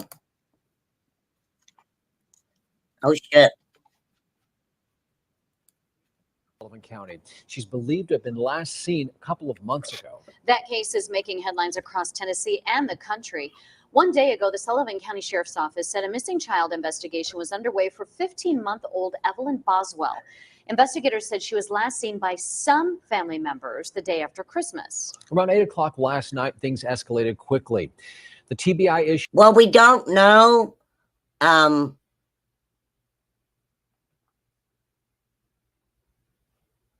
He said he's seen pictures, but he never seen the baby personally. But he mentioned Evelyn being with her father, who was home from the military on leave, is what the boyfriend said. Issued an Amber Alert, and it is still unclear why the child was reported missing after she was last seen several months ago, or a couple of months ago. Tonight, the National Center for Exploited and Missing Children issued its own plea for information to try to track down this little girl. Febin Casahoon's live at the Sullivan County Sheriff's Office, where she's been monitoring developments in the case all day. Febin? Now, as the investigation continues for the search of this 15-month-old child, many people are telling me that they are being attacked on social media due to their involvement with the family. And I spoke with one man who says he has nothing to do with the disappearance of 15-month-old Evelyn Boswell. I've never seen the baby in my life. Hunter Wood says he briefly dated Evelyn's mother, Megan Boswell. She applied for a job at my restaurant, Hunter T's Chicken Shack, and it wasn't like a relationship. It was an on and off going, you know what I'm saying, type deal. It wasn't like an all out, like, you know, relationship. He says he's known Megan Boswell for about 2 months and never saw baby Evelyn. All I've seen is pictures of her. I have no relationship with that child whatsoever. He says he's received threats over the internet, causing him to shut down his restaurant's Facebook page. To my knowledge, the entire time that I've known Maggie, I've never seen the baby, of course, but as well as the baby has been with the father, you know, back from military leave. And that is all that I've known about the child. He wants the focus to be on finding the child and not on him and his business. There's been a bunch of stuff said about, you know what I'm saying, my restaurant, Hunter T's Chicken Shack, things negative towards, you know what I'm saying, to try to, you know, stir away the main key factor of us just trying to operate. The Sullivan County Sheriff's Office is working with the TBI to find baby Evelyn, who was reportedly last seen around December 26th. In some aspects, the span of time that. Okay, so she was last seen December 26th. Yeah, the mom accused him of rolling over on Evelyn. Right? Oreo, I said hi to you, didn't I? December is when she was allegedly last seen. Has gone by makes this a little difficult, but we are working it just as if no time has passed. You know, our primary function or our primary goal in this is to find this child. Captain Andy Seabolt with the Sullivan County Sheriff's Office says the mother and father of the child have been cooperating with officials. We have spoken with many family members, and I'm sure that there are some others that would be helpful if we could speak with them as well. And part of what our investigators are doing is just attempting to contact people that may have information that can assist us. Okay. All righty. So she went missing about December 26th. I don't think she dated Sherfy Jr., Ro.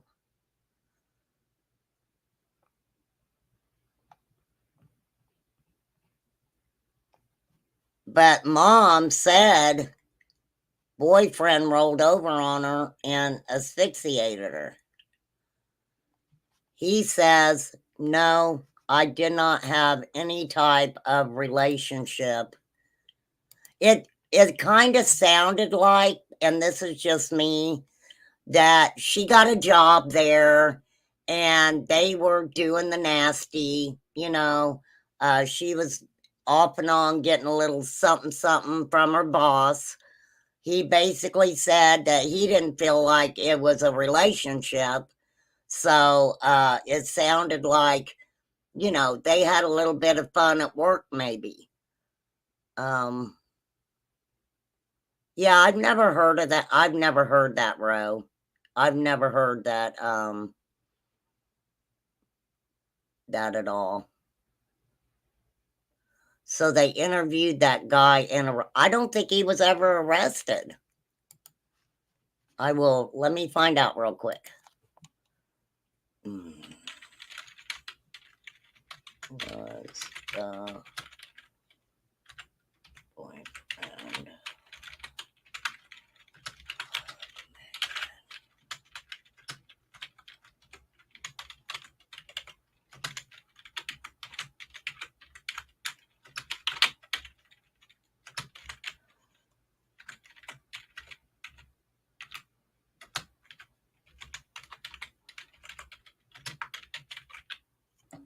Hold on, you little whippersnapper. Boy, there's a lot of people talking about Evelyn Boswell's case right now.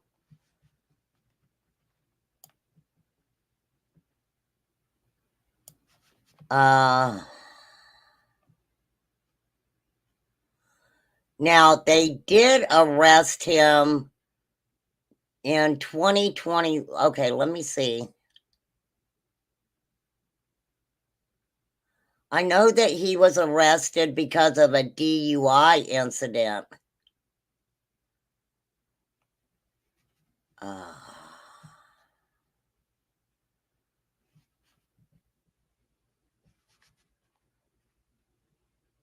Now, on April 7th, 2022,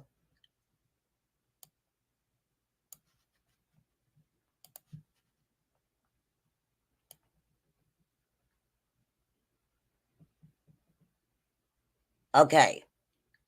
At the time, Megan Boswell, accused in 2020 of unaliving her 15-month-old daughter, admitted to a state investigator she knew her daughter was unalived, but she denied any responsibility. So Boswell told a TBI investigator that Evelyn passed away after her boyfriend rolled over onto the child while they were sleeping. And that's just one of the stories that she was telling.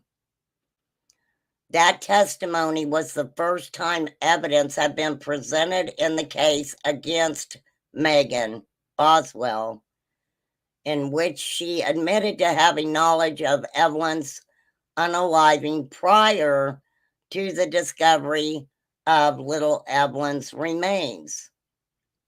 She said she was aware that Evelyn was unalived. Evelyn's remains were discovered in an old playhouse that was originally built for Megan Boswell herself to play in when she was a child. Now, I know that, yes, we've heard that it was like a little shed that her father had used for different things. And maybe he made it like a shed for his work items and stuff after Megan got older. Okay, so Gratz was on the stand in Sullivan County regarding a motion filed by Boswell's attorney, that's that Brad Sprouse guy, seeking to separate charges of filing false reports from the Red Rum trial. In effect, having a separate trial for those charges. So at the time, this lawyer did not want the false reporting to law enforcement to be included with the Red Rum trial. He argued the prejudicial effect of the false report charges could lead the jury to conclude she was guilty of red rum without applying the proper burden of proof. Okay, here we go. So he feels that if these different charges are tried together, that the jury's going to say she lied. She lied to law enforcement about where this baby was, which I believe she knew the whole time where Evelyn was. I can't find anything on the boyfriend. Hang on a minute. Hang on, somebody's out there.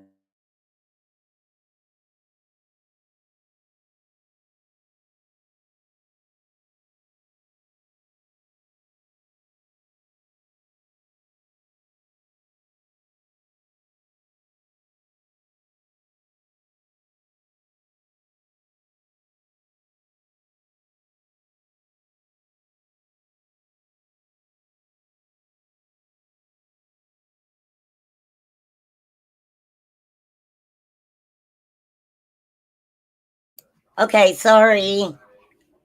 Our friend from Kentucky showed up. I went and said hi. Okay. So I'm looking.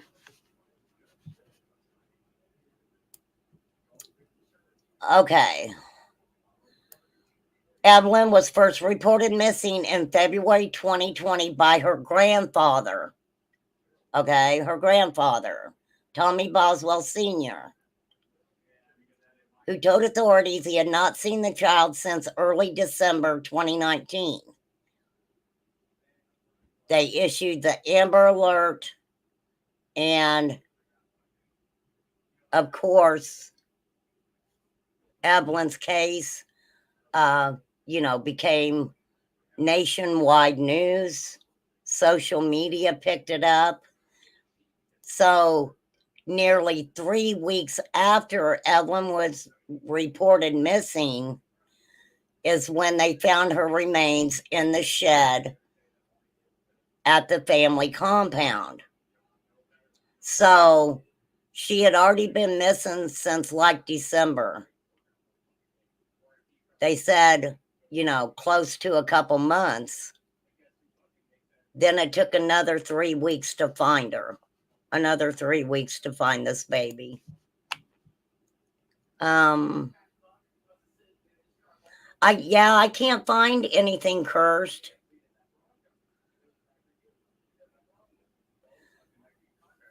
I cannot find anything where they have charged this man who owned the chicken shack.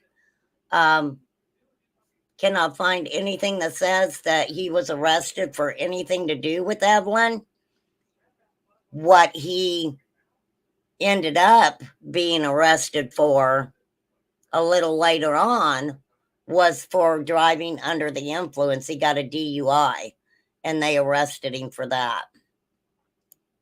So Megan had been telling people that Evelyn was with her father, which is what Hunter said, right? That he believed that Evelyn was with her dad since December of 2019. Megan tells investigators that Evelyn's dad, Ethan Perry, was refusing to return text asking about Evelyn. But she did not report her missing to police on the advice of her mother, Angela Boswell. Why is that?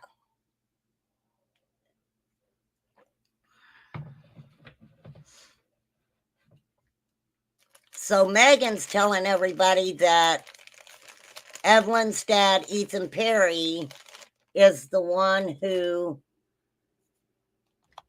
has Evelyn and that he won't return text about Evelyn at all to her. So remember in the little documentary that the news did where Megan is saying, I know who's got her and I don't want to say anything because they may run with her. Of course, later on, Megan changes her story and said Angela, her mother, had Evelyn and was refusing to return her. That is why law enforcement was shocked and very disappointed when they found Angela in a, I guess, stolen BMW with her boyfriend, and there was no Evelyn anywhere to be seen.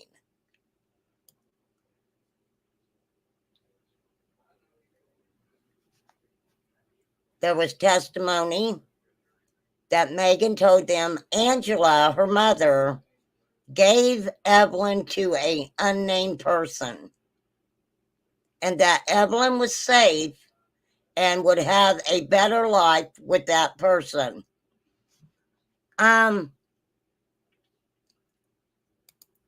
Excuse me, how many times have we heard that with some of these parents in a missing child case, and it turns out that the children were no longer on this earth and the parents knew it?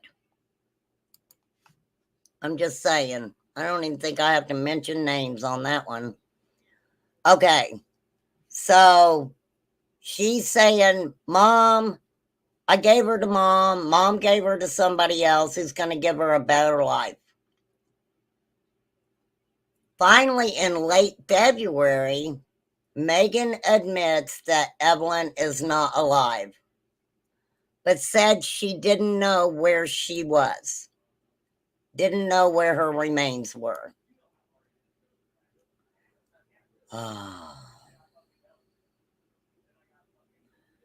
Now, June 24th, they talked about a motion to change the venue. Of course, that, that county, everybody knew about this. Everybody knew about this story.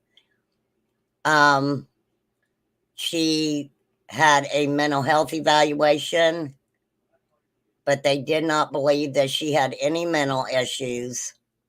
They said she's an intelligent young lady, and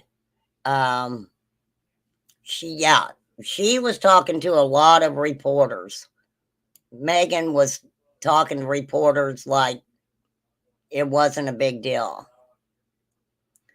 At the time, and I believe it's still active, Megan Boswell did have a bond. It was at $1 million. And that was set after she was arrested in 2020. She could receive a life sentence in prison without parole, as she faces 19 charges related to the passing of Evelyn, including felony red rum and aggravated child abuse. The trial's been set for September 26th, but that date may change. Little Evelyn's case became national attention. Every time that Megan talked to reporters or media outlets, she would contradict herself, inconsistent, conflicting theories about who had her daughter.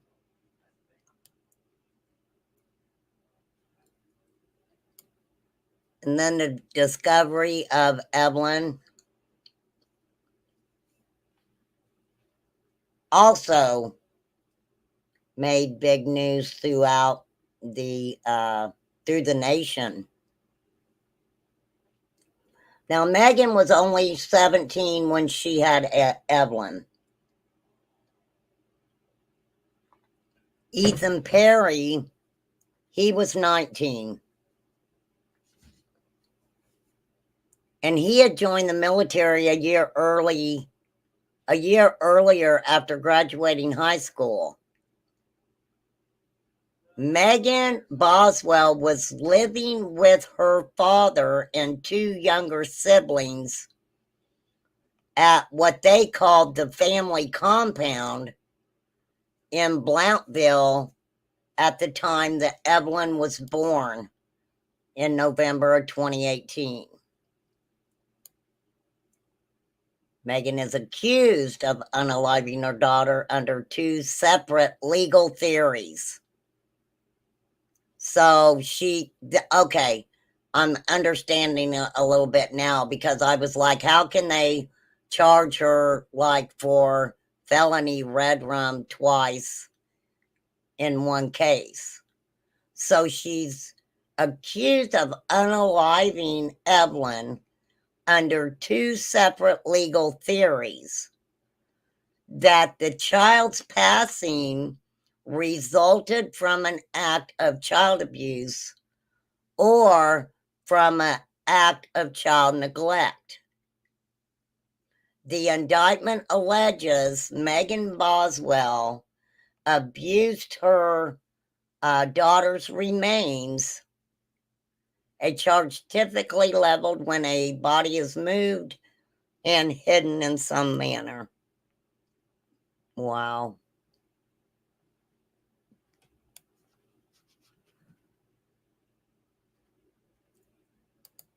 That reminds me, when I read that, my mind went to Quentin Simon.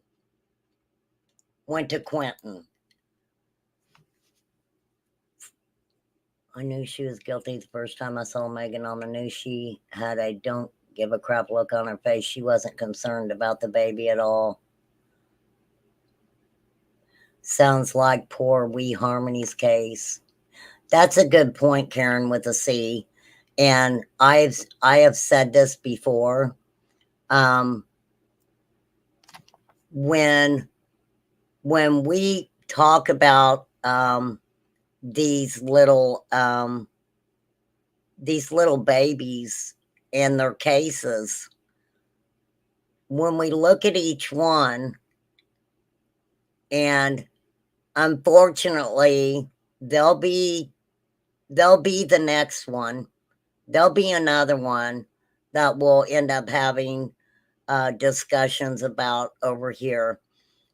But what I noticed with a lot of these cases, that somewhere in all these different cases, there's a similarity in one way or another. In one way or another. I mean, that is like the case of the mother, and I'm trying to think of the little girl's name. Bless your heart, baby. Rest in peace. I can't remember your name off the top of my head. The mother had basically given the little girl to a man over a $200 debt. She owed the guy a couple $100. She gives him her daughter. He unalives her daughter.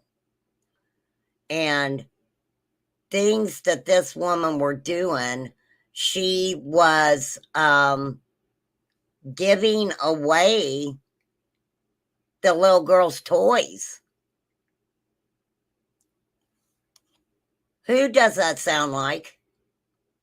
Who does that sound like? Does anybody know? Does anybody know what I'm talking about?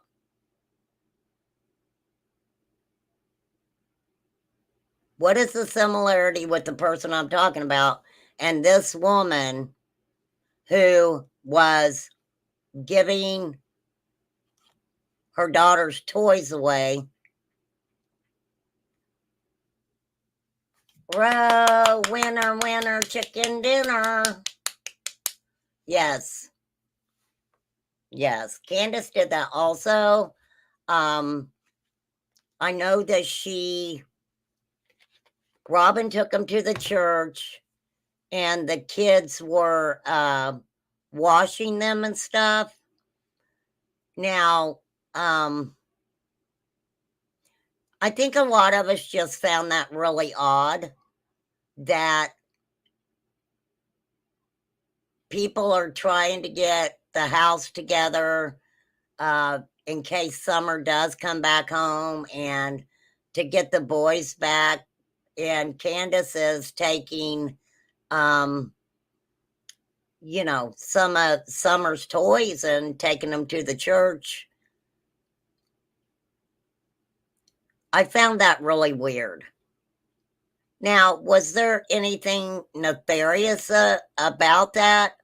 I don't know, but it was really weird for her to do that. It was really weird for her to do that. The word remains. That's contradictory to her dying in the trash can. Now I'm confused.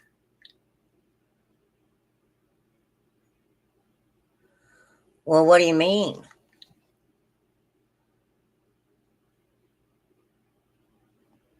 What do you mean, Debbie?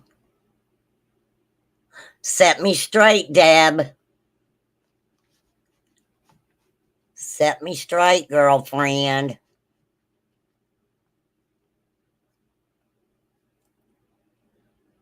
And the chicken place guy, Hunter Wood, said he only dated her for a few weeks in December.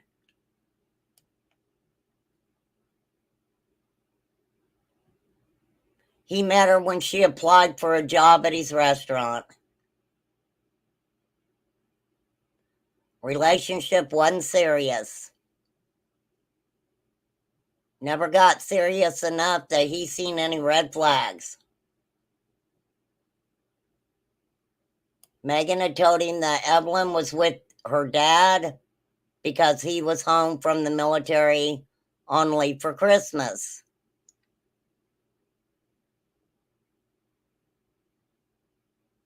He called Megan Maggie.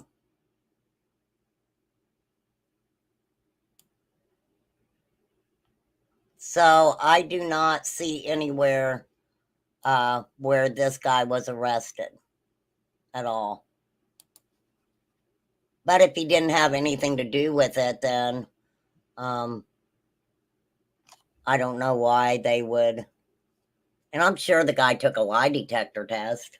I would think anyway.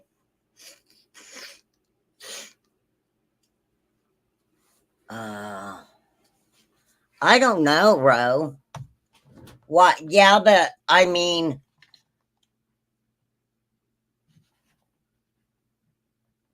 they would have to prove that. They would have to prove that. And don't take it personal, Ro. I'm going to remove that comment just because of the TURE.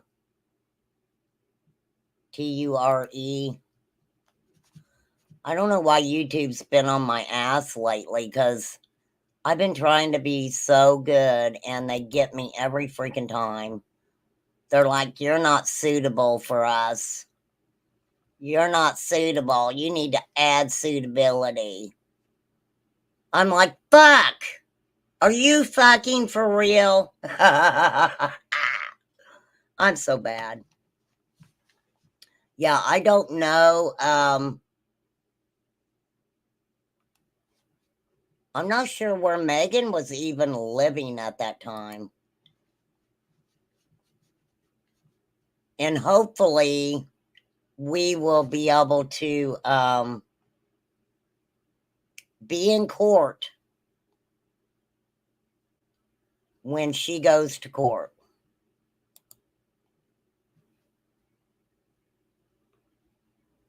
I don't understand how, especially a woman, because we look at women as mothers who's supposed to love and take care of their kids. Make your children a priority. How they can get on the get on a news interview and tell stories that are not true. Even I don't know how somebody could even be around other people knowing that their child is no longer alive.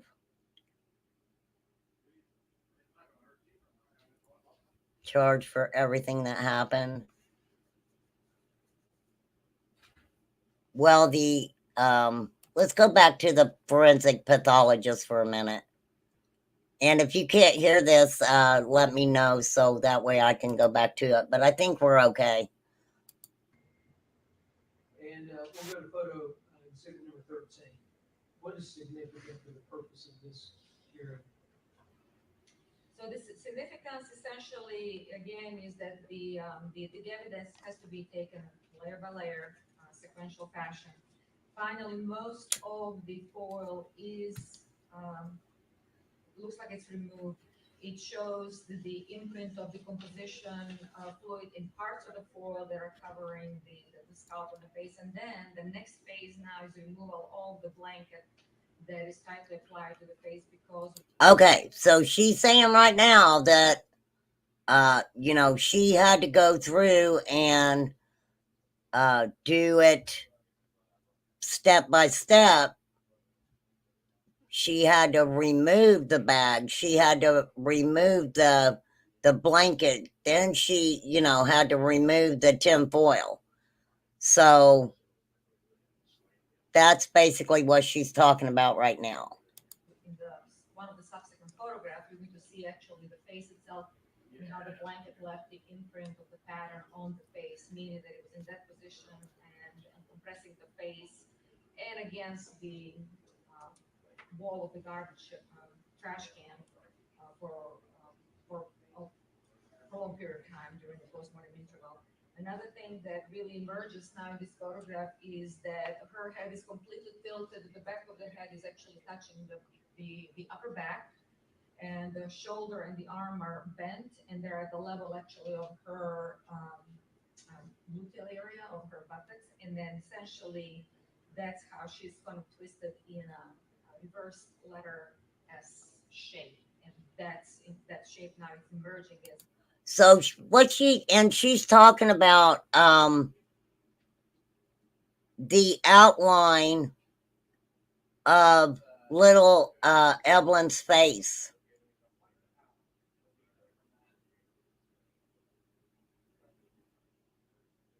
When if you got, I know y'all watch like all the law enforcement shows, Forensic Files and all that other stuff, right?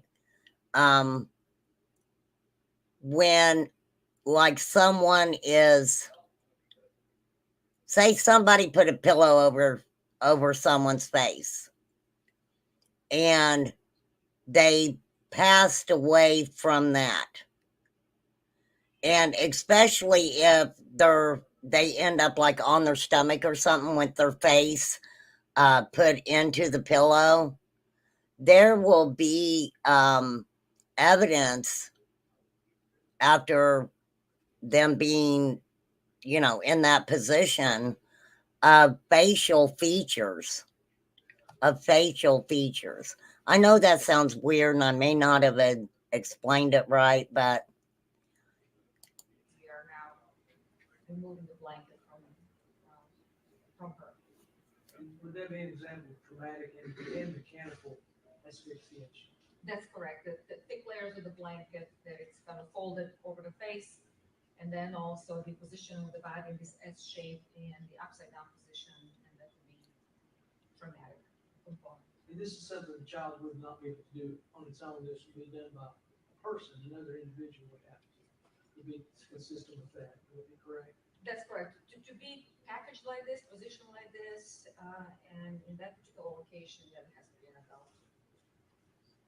Number 14, could you again explain we have a description, would you explain the significance of this photograph? So that finally the foil is removed, which is then submitted separately as an evidence. The staining inside the foil, you can see where the scalp is, where the face is, which is a little bit a darker area, and that's because of a lot of perch fluid is going to have some blood elements in it, and it's going to look like blood, because it does contain blood.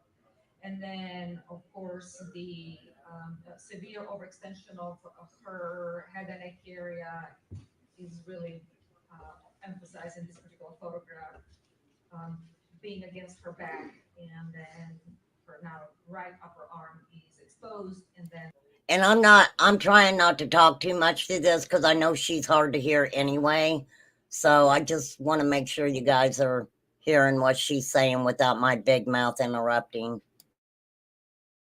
The next is going to be removal of the blanket.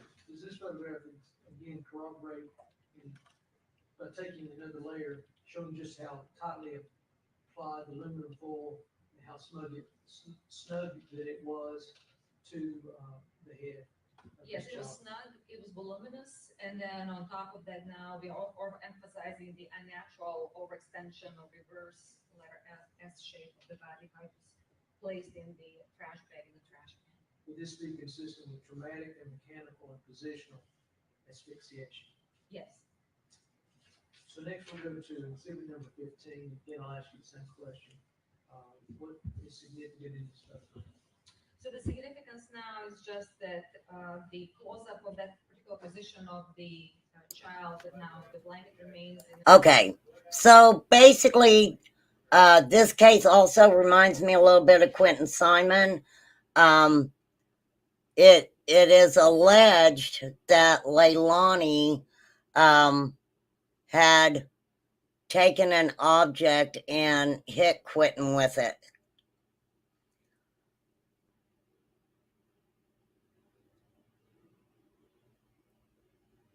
Obviously, when they found Evelyn, of course, the body had started decomposition.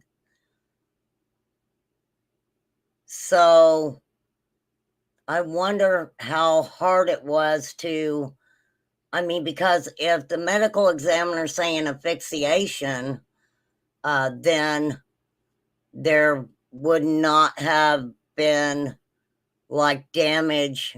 Like if a child has a broken arm or something like that, or broken ribs, anything like that, that is going to show up in, you know, in an exam like that. So I think I get what you were saying earlier, Curse, that was she alive when she was put in that position? And if she wasn't, and they're saying asphyxiation, then what would the individual have used to suffocate her to start with? I get what you said. I get what you said. For real.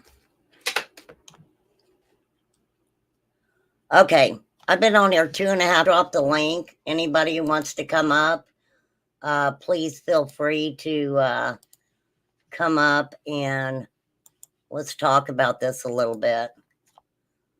There's the link. It's very, very sad. But just like with Quentin Simon, we're not going to know anything until they actually go to court. So, and let me check on Leilani right here.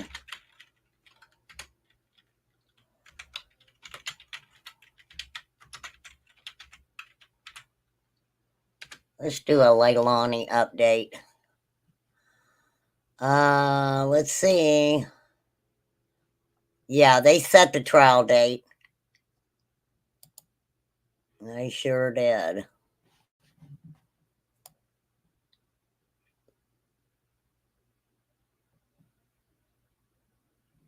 October 9th. October 9th.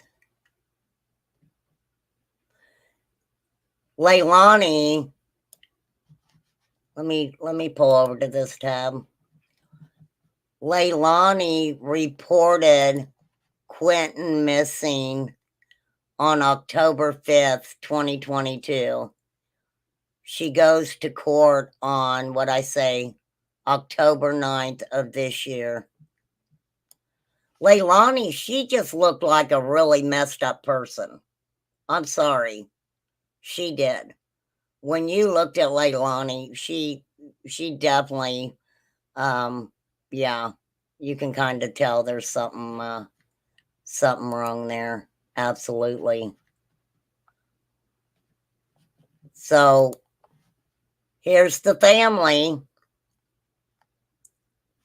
That would be the mother. Look at the different pictures of the mother. Here's dad. There's Megan, and that's her brother. And of course, you know, all about Megan's family came out in this case. So it will be interesting to watch this case. And I'll probably, hey, the mouse, I hope you're doing well. I will probably go over and maybe watch Vinny talk about it and see if he has anything new that he can add to the situation. I mean, I guess we could listen to a little bit. You guys want to listen to a little bit of Vinny talking about the case? If you don't, I'm not going to do it at all.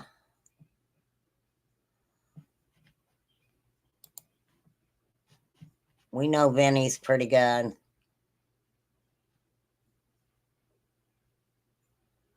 I don't know if he can tell us anything new, though.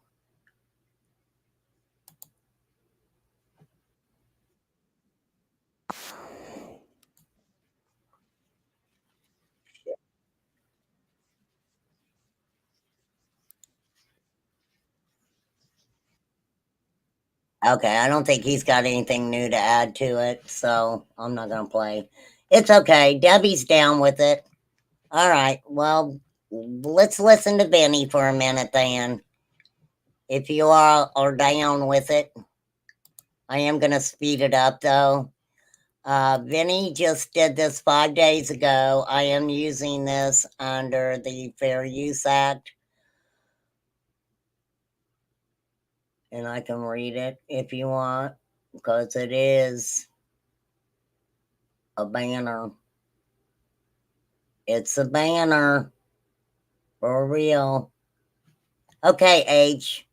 Just for you. Just for you, H. This is just for you. And if somebody wants to come up on panel, the link's up there. Please feel free to take it. Okay, so this is Vinny Politan, Molly Golightly's friend, talking about the passing of baby Evelyn Boswell. Here we go. Before Christmas. So she continues to talk about what happened and indicates that her mother, apparently, according to Megan, gave Evelyn, the little baby, to someone else, a third party. Here she is explaining that part of the story. I've told TBI where to find her in Mendota. My mom took her to a campground in a silver camper, and if they don't go tonight, I'm going to go find her myself. When did you know that something was wrong? Just when she left and took off and just to answer her phone. I forgot about the silver camper. Yeah. She said mom had her in a silver camper. Or the person that is in Mendota has had her the whole time. But that's not where she was found. She was found on the family compound. So that's not true. So what's going on in this interview? And that brings us to my first question about this teenage mom. And Did Megan Boswell already know Evelyn was dead? Right? She's telling this story about her mom, but at that point, did she already know that her little girl was no longer alive? Let me bring in my guest joining me. Jury consultant, human behavior expert Susan Constantine is with us. Also joining us, staff writer for the Kingsport Times News, Rick Wagner. Thank you both. Susan, let me just begin with you in what you saw from that mother. This is, again, before little baby Evelyn is found. It's a missing child. She's speaking there. Did you notice anything in the way she delivered in that interview? Yeah, when I'm watching the video, just watching her affect, what we're looking for are any sort of grief or worry, symptoms on her face. And you don't really see that. I mean, she's showing a few little crocodile tears, and there's a lot of research behind the faked and framed crocodile tears. Here's what's interesting is that this didn't match this. So there was no sadness here. You can see this little pinching up. Those are stressors. No horizontal line across her forehead. We see a little chin pop right here. It's called a chin boss. Boss has more to do with pouting. Her shaking her head back and no could be indications that that's just how she's processing information, more of a convincing rather than conveying gesture. That was like Leilani Simon. Her acting like she was crying. And that interview that she did with the news, what got me with that, and I'll just tell you flat out, because you guys know I don't bullshit. When Leilani Simon made the statement to that news reporter that maybe somebody has him and is keeping him safe and loved, it was like, ding, ding.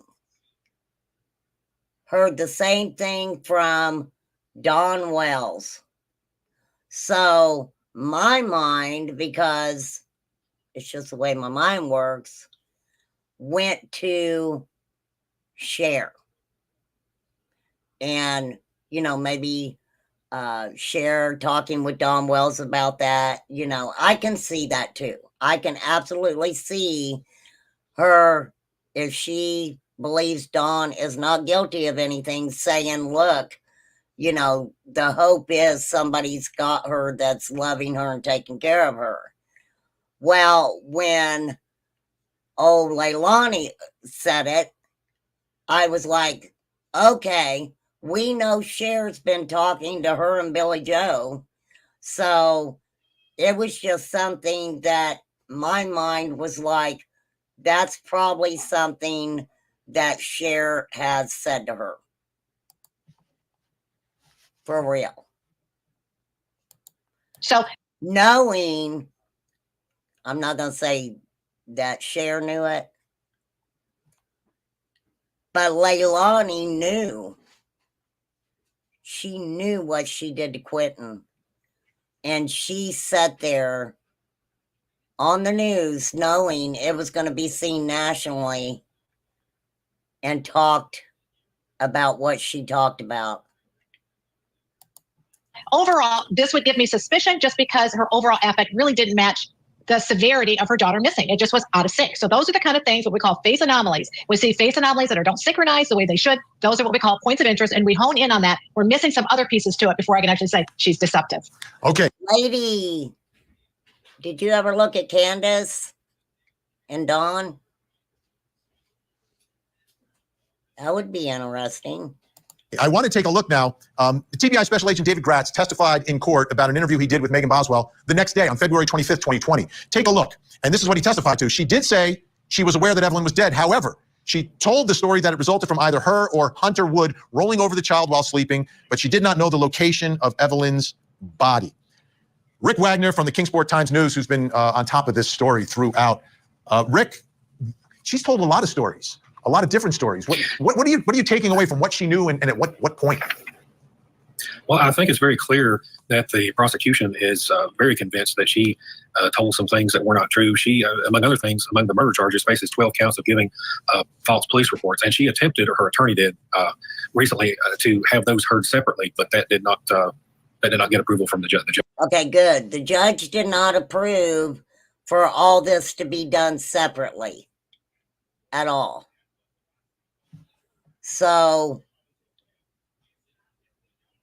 and sorry, I have to stop at every couple minutes and say something because I'm commentating on it. So they would not separate those. So that is positive for the prosecution, I would think. Judge. And this, so I think that. Go ahead, continue. No, that's it. I'm sorry. I didn't mean to talk over you. Never a problem. I want to show this as well, also from the TBI Special Agent David Grass. This is from March 6th of 2020. We found the remains inside of a building that was referred to by the family as the Playhouse. It was out behind what I would call a storage building on the property, and this Playhouse was built by the defendant, Megan's grandfather, as a playhouse for her when she was a child. Susan, so we know that the stories aren't true. She's been charged with making all of these false statements. When someone has... And Casey Anthony allegedly, and I have to say allegedly, she was never tried for it, where Kaylee was found was in an area that they said the family used to bury their pets there. And the way that Kaylee was found was not identical, but pretty close to what they would do when they would bury one of their animals there. Told so many alleged false statements, is it difficult to tell when and if they're telling the truth? Oh, yes, there is, Vinny. This is what I love to do, because we can take all of those, these interviews that she's done, put it all together, and all the statements, and then analyze them side by side, see if there was any sort of language. Why wouldn't anybody have checked? Well, I guess if the father called and said he hadn't seen the baby, that wouldn't give him a reason to go out and check his property and check in the sheds and stuff. Right? Deviations, if she's switching it up, maybe the timelines or the surrounding events have changed. Anytime there is a change, there's a change that happened. So when you have high cognitive load, meaning that you've got all these thoughts going through your head, trying to put the story together, you can't do it cohesively. It's vague or it's out of sequence. That's telling you these are major hot spots. So if it were my team, I would be analyzing this like I was giving an x-ray. It would be through statement analysis, voice stress analysis, and behavioral analysis, clustering them together. And I could probably tell you in just the language what occurred and when it occurred, because the language will tell the story behind what really happened. And just one little twist of a word can make a big difference. Absolutely. Absolutely.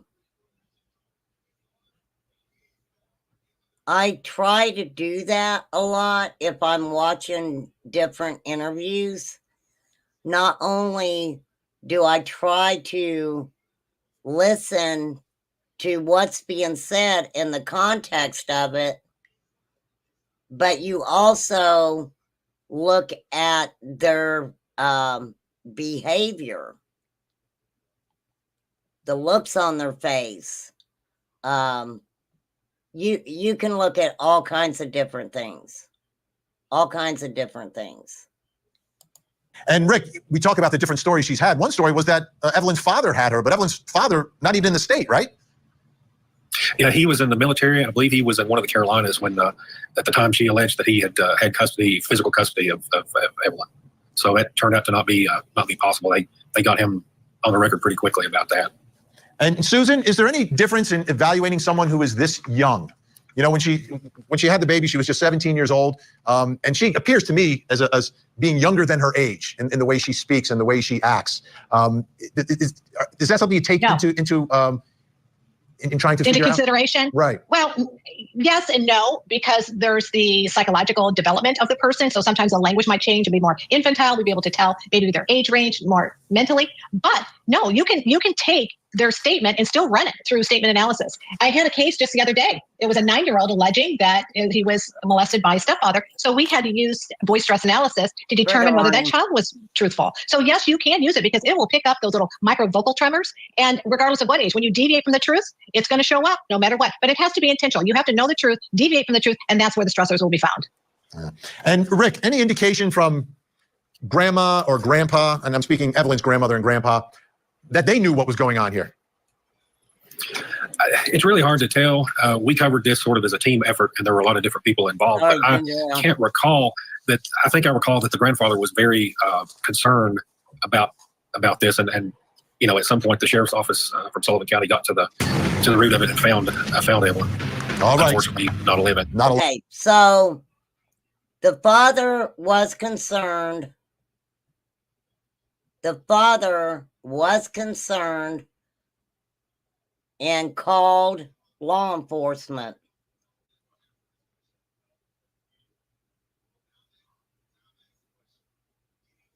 I wonder what he thought when Megan said that her mother had Evelyn. I wonder what his thought process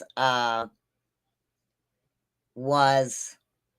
I wonder what his thought process was when that baby girl was found in that shed on his property. Exactly when she disappeared. We have followed up on over 570 tips, along with the Tennessee Bureau of Investigation and Federal Bureau of Investigation. We've been working as a team on this ever since baby Evelyn went missing. At this point, most of you are aware that we've received a number of conflicting, inaccurate statements from the mother, Megan Boswell, Evelyn's mother. During the investigation, we determined that some of the statements Megan Boswell provided to us were false. Many of the false statements that Megan made delayed our investigations and also impeded our investigations on trying to find Evelyn. As a result, she has been charged with false reporting. So a teenage mother of a young child that goes missing lies to police. Okay? Teenage mother of a missing child doesn't report her child missing for over a month and never reports her child missing. The child's grandparent reports the child missing. The teenage mom makes up some fictitious person as having custody of the child. Does all that sound familiar? Because it does to me. It reminds me a lot of another case that I still have nightmares about. Remember this? As to the charge of first-degree murder, verdict as to count 1. We, the jury, find the defendant not guilty. So say we all. Dated at Orlando, Orange County, Florida, on this 5th day of July, 2011. Signed, foreperson. As to the charge of aggravated child abuse, verdict as to count 2. We, the jury, find the defendant not guilty. So say we all. Dated at Orlando, Orange County, Florida, this 5th day of July, 2011. Signed, foreperson. As to the charge of aggravated manslaughter of a child, verdict as to count 3. We, the jury, find the defendant not guilty. So say we all. Dated at Orlando, Orange County, Florida, this 5th day of July, 2011, signed, foreperson. So this is going to be very interesting to see how this case plays out.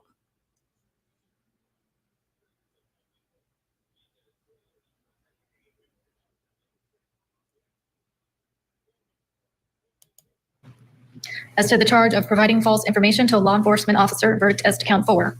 We, the jury, find the defendant guilty of providing false information to a law enforcement officer as charged in the indictment. So say we all. Dated Orlando, Orange County, Florida, this 5th day of July, 2011, signed, foreperson. It seemed to defy common sense, but the jury was not convinced beyond a reasonable doubt. All 12 of them, not one of them was convinced beyond a reasonable doubt that that woman was guilty. Which brings me to my next question about the case we're investigating tonight, and this is a big one. Can they prove the case against Megan Boswell? Can they do in Tennessee what they couldn't do down in Orange County, Florida? Still with me, Rick Wagner, and joining us, someone who knows a lot about that other case, retired 9th Judicial Circuit Court Judge, America's Judge, the Honorable Belvin Perry. Okay, Judge, I'm going right to you. You were there for the whole thing. You saw what the jury did at the end of the day. Can that happen again in this case, or do you think prosecutors can prove this case against Megan Boswell? The big difference with the Anthony case versus the Boswell case is the fact that there is a body, and there's a body that gave a cause of death as asphyxiation. In the Anthony case, one of the jurors said one of the reasons she voted to acquit was that the state could not show how Kelly Anthony died. With this particular case, with Megan Boswell, you have Mountain of Lies.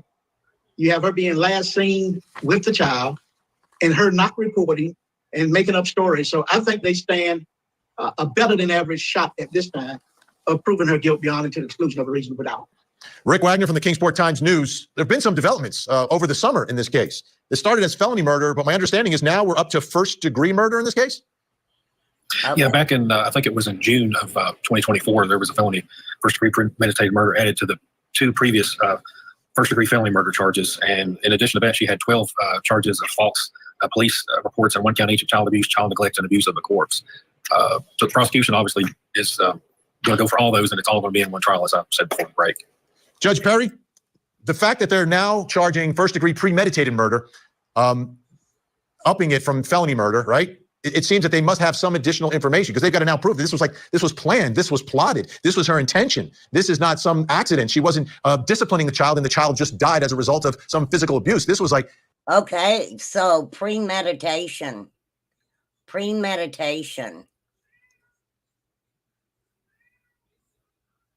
They must have received some type of information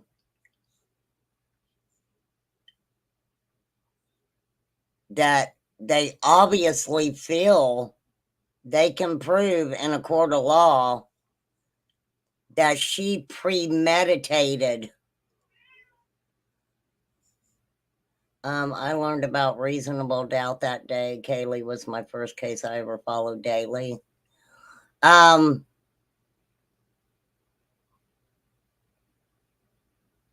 Yeah, I had kind of learned about reasonable doubt years ago.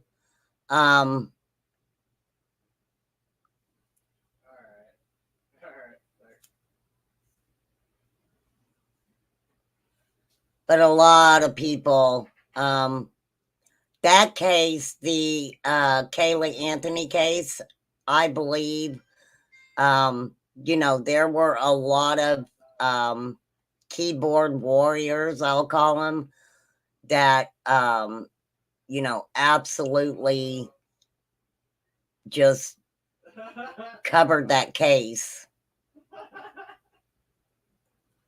So I think a lot of people, just like with Summer's case, a lot of people started their own channels in Summer's case because they had their own opinions and theories, and maybe creators that they were following just didn't think the same way they did, and a lot of people started their channels because of that. They wanted to talk about what they believed possibly happened in Summer's case. So we've seen a lot of people from that area start channels, and I always remember that, the environment and the poor economic state from the area, a lot of them started YouTube channels and realized that they could make at least a little bit of money off of their channels. So a lot of those people, though, actually kind of moved on to different genres and stuff. They didn't necessarily, keep in talking about Summer and, only having Summer's case as content. Some of them have been really successful with their YouTube channels and stuff. So her intent was to take the life of this angel. First of all, Vinny, the manner of death can lead to premeditated first-degree murder. Asphyxiation means she suffocated that little angel to death. You got a blanket that was wrapped around her neck so tight that it left indentations on that angel's face. She was also suffocated by the use of aluminum foil. Those are all indicators of someone who intend that their victim died. So they have the premeditation element. The question is going to be, how do they attach that to her sufficiently in the minds of the jury where they will return a verdict of murder? Oh, so I get it. The premeditation is because of the aluminum foil, and the blanket was that tight around that baby, it left an indentation. Oh my gosh. To think, trigger warning, to think that baby took her last breath that way, that's horrifying. That is horrifying. Hey, Lisa Kleckner. Not why I started, but the curve I took. Yeah, I get you, Ro. I get you. Like I always say, You know, people say things, and the minute that you try to defend yourself, you never stop having to defend yourself. For real. And that's with everybody. I learned that day that if they cannot connect you to a crime, they cannot convict. Well, I'm going to find, I can't remember what it's on, and I'll try to find it today, where George and Cindy Anthony are taking lie detector test. And they're doing it for this, I don't even know what it's called. But I can't remember off the top of my head if it's Hulu, Netflix, Prime, Apple TV. I don't remember. So I would have to look and see. In the first degree.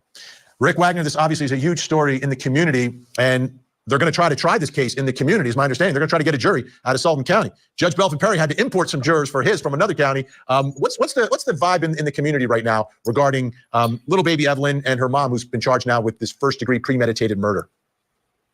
Well, I guess the easiest way to explain that or to respond to it is that the prosecutor made a statement in one of the hearings in August that he believes that they have to have a jury panel of about 1,200 people in order to come up with a jury of 12. Wow. And he also gave that as the reason that the prosecution is not putting a lot of information out about the case, in his words. The defense, on the other hand, has recently brought in an investigator, and I believe is holding its cards pretty close to the vest, if I'm not mixing my statements there. It's I think both sides are sort of aware that it's going to be a very well-watched case as it makes its way through the system. Absolutely. Judge, what's the key to finding a jury in the county where this happened? The key is not that they have information about the case and whether or not they've formed an opinion. The key is whether or not they can set aside those opinions and base their verdict solely on the evidence that will be presented.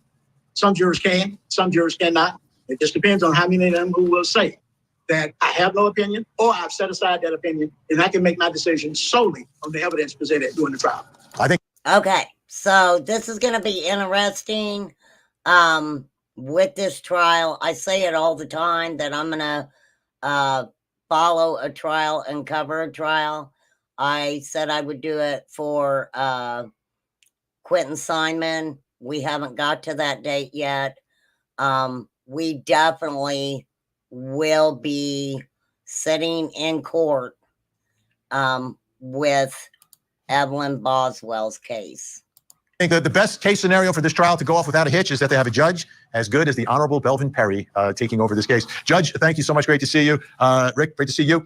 All right, folks, we've got more to get to. I'm Vinny Politan. We will always hear. Well, that's what they're talking about, Bertie, is that they're not releasing a lot of evidence right now.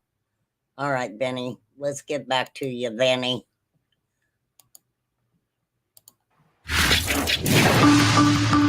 Little baby Evelyn lived with her single teenage mom, Megan Boswell, in Sullivan County, Tennessee. She was being raised with the help of her grandparents on the family compound. But in February of 2020, Evelyn was reported missing by her grandpa. Her mom cried on TV looking for her baby, then was arrested for misleading police. Things then changed dramatically. Now, wait. So, with the help of her parents on the family compound, but her mom had a boyfriend. Was she still living on that compound?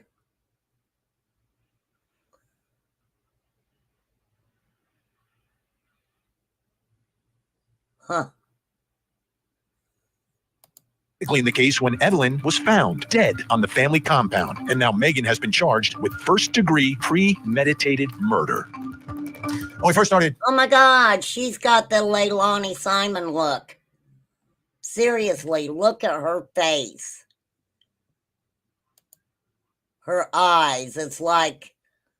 Compound. And now Megan has been charged with first-degree premeditated murder. When we first started covering this story, it was the search for a missing baby, and no one knew where she was. And Megan was telling stories, and there were searches that were going on campgrounds, and there was a car that was of interest. There was an Amber Alert. I mean, everyone had their eyes open looking for this little child. But then she was found. Take a listen. This evening, we received information that led TBI agents and Sullivan County detectives to a property belonging to a family member of Evelyn's mother in the 500 block of Muddy Creek Road in Blountville. During the search, investigators discovered human remains believed to be those of a 15-month-old girl. The remains will be sent for an autopsy and a positive identification. At this time, the investigation is in the very early stages. There's a lot of work left to be done, and right now, this is the extent of what we can provide today. So she wasn't in some campground. She wasn't abducted and taken away.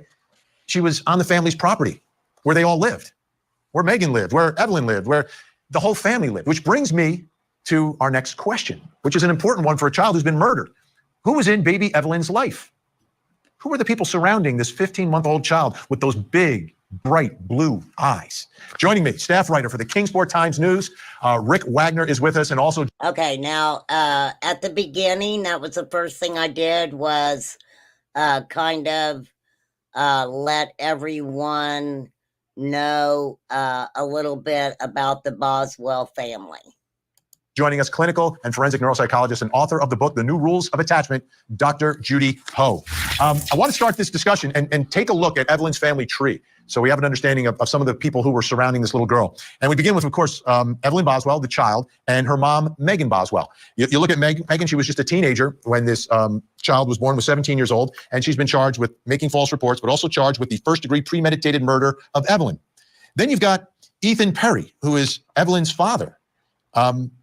Megan told investigators that Ethan had Evelyn, but investigators determined that he was stationed in Louisiana at the time. He's in the military and doesn't really have a relationship with Megan. It's not clear that they have any sort of ongoing relationship, but he is the father. Now, also in Evelyn's life is Tommy Boswell Sr., and this is Megan's dad, which would be Evelyn's grandpa.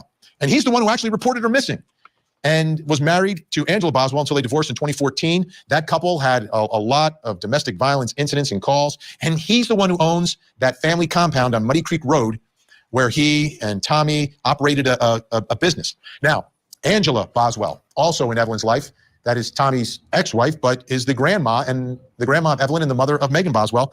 She, unfortunately, has a lengthy criminal record and was arrested with her boyfriend on charges of theft after the vehicle they were in was reported stolen. This was a vehicle of interest in the original investigation. That boyfriend, also in Evelyn's life, obviously, is William McLeod, which is grandma's boyfriend. Arrested in Tennessee after being accused of fleeing town in a stolen car with Angela. He, too, with a lengthy criminal record.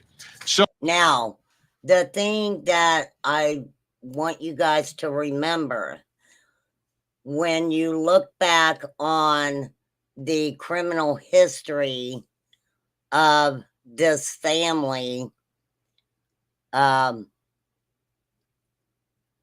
don't remember hearing anything that had to do with children. We heard about dad and brother and the assault charge that they had. That had to do with a boyfriend. I don't know. It sounded like the boyfriend at the time of maybe Angela. I could be wrong. So, Rick Wagner, as we look at this family and where little baby Evelyn was found, it's a family compound. How would you describe this area where they live, Muddy Creek Road, and where the family was situated, and what the situation was where Evelyn was living? Well, Muddy Creek Road is has the address of the county seat of Sullivan, which is Blountville, but it's out what I would maybe call in the country. And the business that was operated out there was a paving business.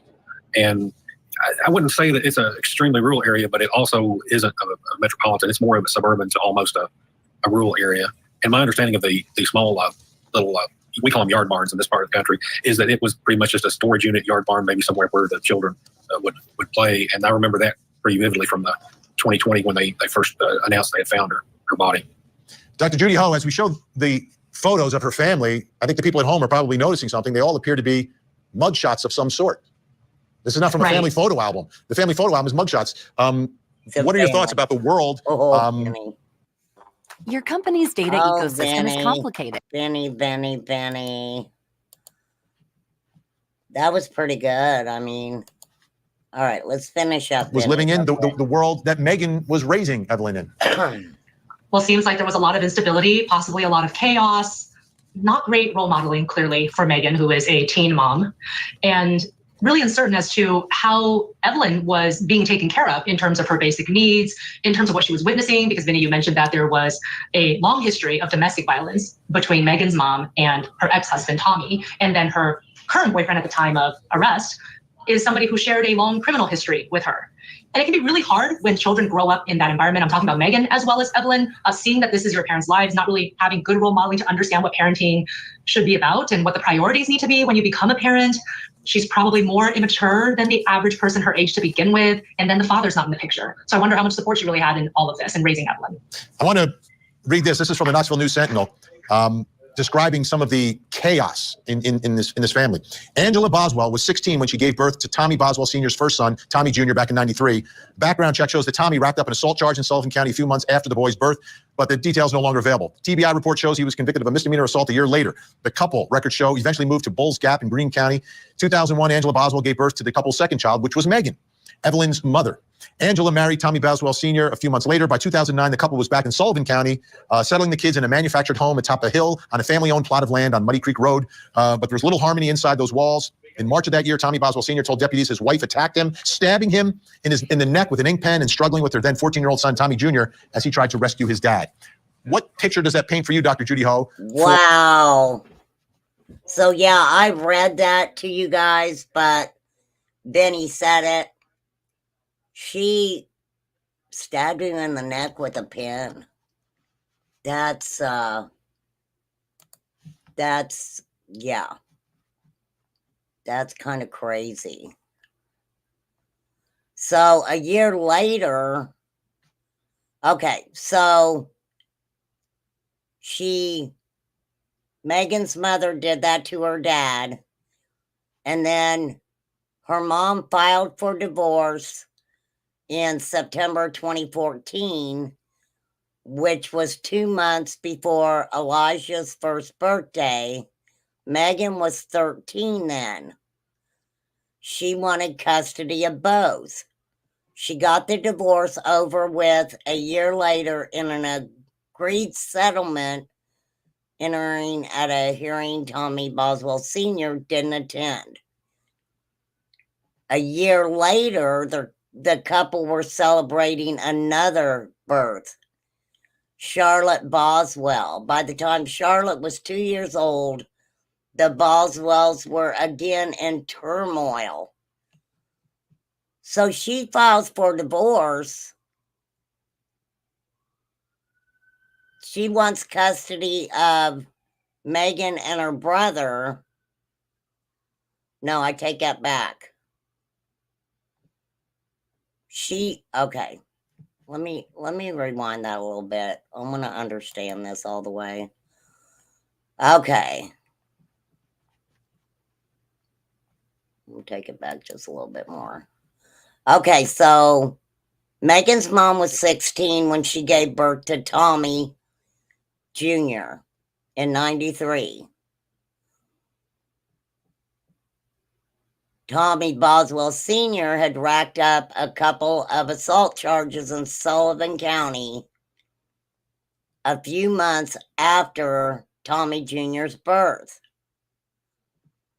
No one can really say who he assaulted, etc., etc. It's no longer available. He was convicted of misdemeanor assault a year later. Okay, so then they moved to Bulls Gap in Greene County. Then in March of 2001, Angela, Megan's mom, gave birth to the couple's second child, which was Megan. So you've got Tommy Jr. and then you got Megan. After Megan was born is when Angela and Tommy got married. By 2009, they were back in Sullivan County, settling in on the Muddy Creek Road property. Okay, in March of that year, Tommy Boswell Sr. said his wife attacked him, stabbing his neck with an ink pen, in which Tommy Jr. jumped in and tried to save his dad. Okay, that was 2009. She then files for divorce in 2014. That was 2 months before Elijah's first birthday. Megan was 13 at the time. She wanted custody of both. She got the divorce over with a year later in an agreed settlement entered at a hearing that Tommy Boswell Sr. didn't attend. A year after that, they had Charlotte. By the time Charlotte was 2, they were at it again. Okay, so there was a lot of, sounds like, domestic violence involved.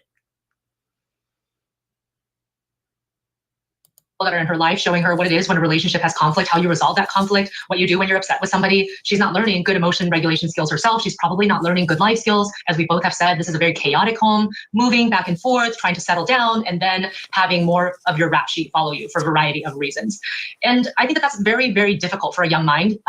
Teenage brains are clearly not anywhere near maturity. And so there's already an impulse control component here. And this is a very important time to be instilling some skills so that the person's brain develops, understands morality, understands executive functions, how to make sound decisions. I do not think Megan had access to any of that. So basically what they're saying, because of the DV in the home and, you know, Megan possibly not learning any control, you know, any way to control what, you know, her reactions are and things like that.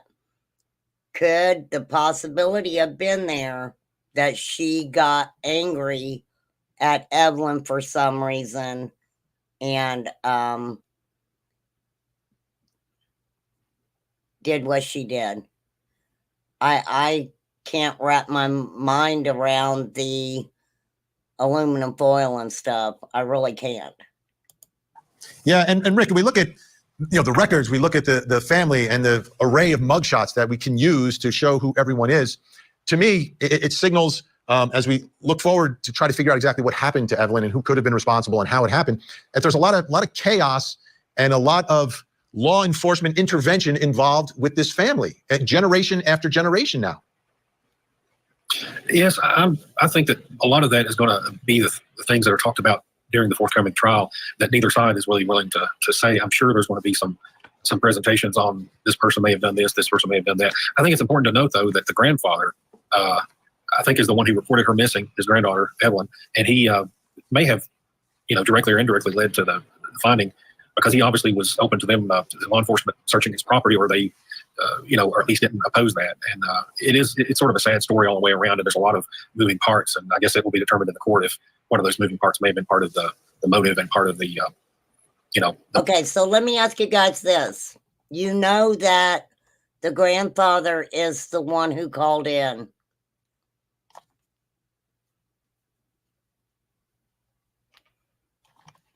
So that makes you think that he did not know that Evelyn was in that shed.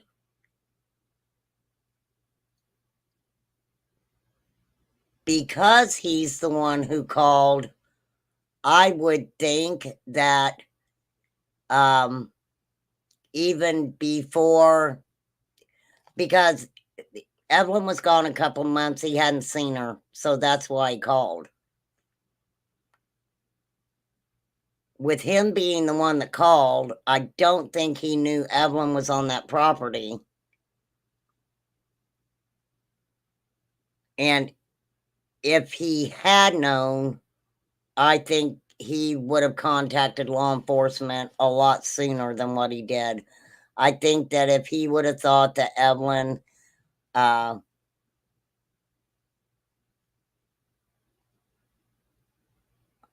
Because we have to remember Megan's dad pretty much was being told the same thing that she was telling everybody else. The blame, if you will. Dr. Judy Ho, it's difficult being a single mom. It's really difficult being a teenage single mom. This teenage single mom is in her own case, her own home. There's a level of chaos. But even given all that, I still don't understand how anyone could do anything but love a little child like that. That's right, Vinny. I mean, just look at her. She was so cute. Those eyes. She's a complete innocent person in all of this. And it doesn't matter how overwhelmed you are. You ask for help. You lean on others for support. If it's not your family, you go to a local community center. You try to find resources somehow. And I just don't think that, again, we don't know what the motive is specifically, but it would seem that she was likely extremely overwhelmed, did not know what to do. And then given what she grew up with and seeing criminality and seeing people not value human life, there's violence all around her, that this may not have been such a huge leap for her that it would be for the average person who couldn't fathom doing such a thing to an innocent child. And I want to put out there, yes, there are organizations that will help, especially young mothers with their children, will help them. And I think that so many young mothers possibly doesn't even think about people being out there that would help them and not. I just don't think they know about it. I don't think they know about it. And I don't like to get political, but this is my opinion. Instead of taking our children and teaching them at a very young age that they don't have to, how do I want to put this? They don't have to continue to be the gender that they were born in. Maybe they should do more, especially with, I don't know even what grade you would start to let these kids know about the dangers of social media and trafficking and what does that mean, and teach them that there are all these organizations that maybe not the day they're taught it, but somewhere in the future that they would have the knowledge that there's organizations that will help them when they need help. I think a lot of younger mothers are afraid to ask for help only because of our child protective services. A lot of, especially young mothers, feel like that if they were to say to anyone, I'm overwhelmed right now, I can't do this, I can't do that, that they're automatically going to be pegged as a bad parent and get stuck in the system. And I think that information needs to change, that these young mothers know that there is help available out there with only, the child's best interest at heart, and to help these young mothers become good mothers, good mothers. And if they don't have it at home, if they don't have the parents, like with Casey Anthony, George and Cindy didn't seem like they were bad parents. If anything, they loved Kaylee and they loved Casey. Even though in court she tried to throw him under the bus, but still, they loved Casey. And I think Debbie even said earlier, they do not speak to Casey anymore. they do not speak to her anymore. I feel like she wasn't there initially, and one day she was. Maybe he realized she had been there, or things were disturbed in that playhouse. Oh, that's a good point, Bertie. Yeah, it's the level of tragedy here is hard to really ascertain. And again, a lot of the information has not been made public because that's been done purposefully by prosecutors trying to keep it out of the public fray to protect potential jurors from hearing things. And that's one of the reasons some of the lines have not been completed in this story. But we've got more still to come. This is a big one. Why did it take so long to report Evelyn missing? Okay. Let me get over here, Vanny. Vanny. Across state lines and sailing. And, I always think of the worst, but, we just got to hope and pray little Evelyn's okay and we can get her back as soon as possible. This case is unlike anything I've ever been involved in. We've had a child that's not been seen by the parents or certain family members in almost 2 months. 2 months? Think about that for a minute. Just think about that for a minute. This little 15-year-old, right? 15-month-old, I'm sorry, 15-month-old. Was part of the family. And then no one has seen her for 2 months and no one does anything. How's that possible? Brings me to my next question in this case. Why did it take so long to report Evelyn missing? It wasn't just Megan and Evelyn living together. There's like a family compound. There's uncles. I'm sure there's friends. There's family. How does this happen? Still with me, Rick Wagner and Dr. Judy Ho. Rick, is there any answer for that? I know Grandpa eventually is the one who does it. Thank goodness he did. But has that question really ever been answered as to why no one in Evelyn's life? See, I couldn't understand that either. If Megan was living on the family compound around all these family members, did Evelyn just poof disappear one day and Megan's like, oh, she's with her dad, and they just believed it? You would think if you're living with family and your granddaughter or your niece is leaving for even a week to go visit someone else, that you would be loving on that child and telling that child, hey, I'll see you in a week, right? Reported her missing for 2 months?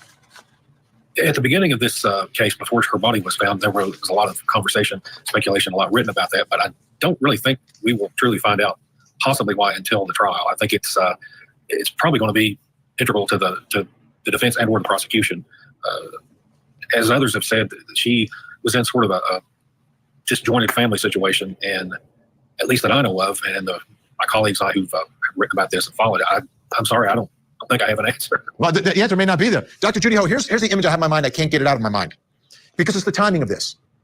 It's December, Christmas, a 15-month-old on Christmas. Like, wouldn't everyone want to give this child a present or see her eyes on Christmas morning or Christmas dinner or Christmas, I don't know, where, if they go to church, they don't go to church, if they celebrate Christmas or not, but the season, like, this is it. And no one even batted an eye that this child is not here for Christmas, not here for New Year's, for 2 months. What does that tell you about the life that this child was living? That she's gone for 2 months and no one says anything?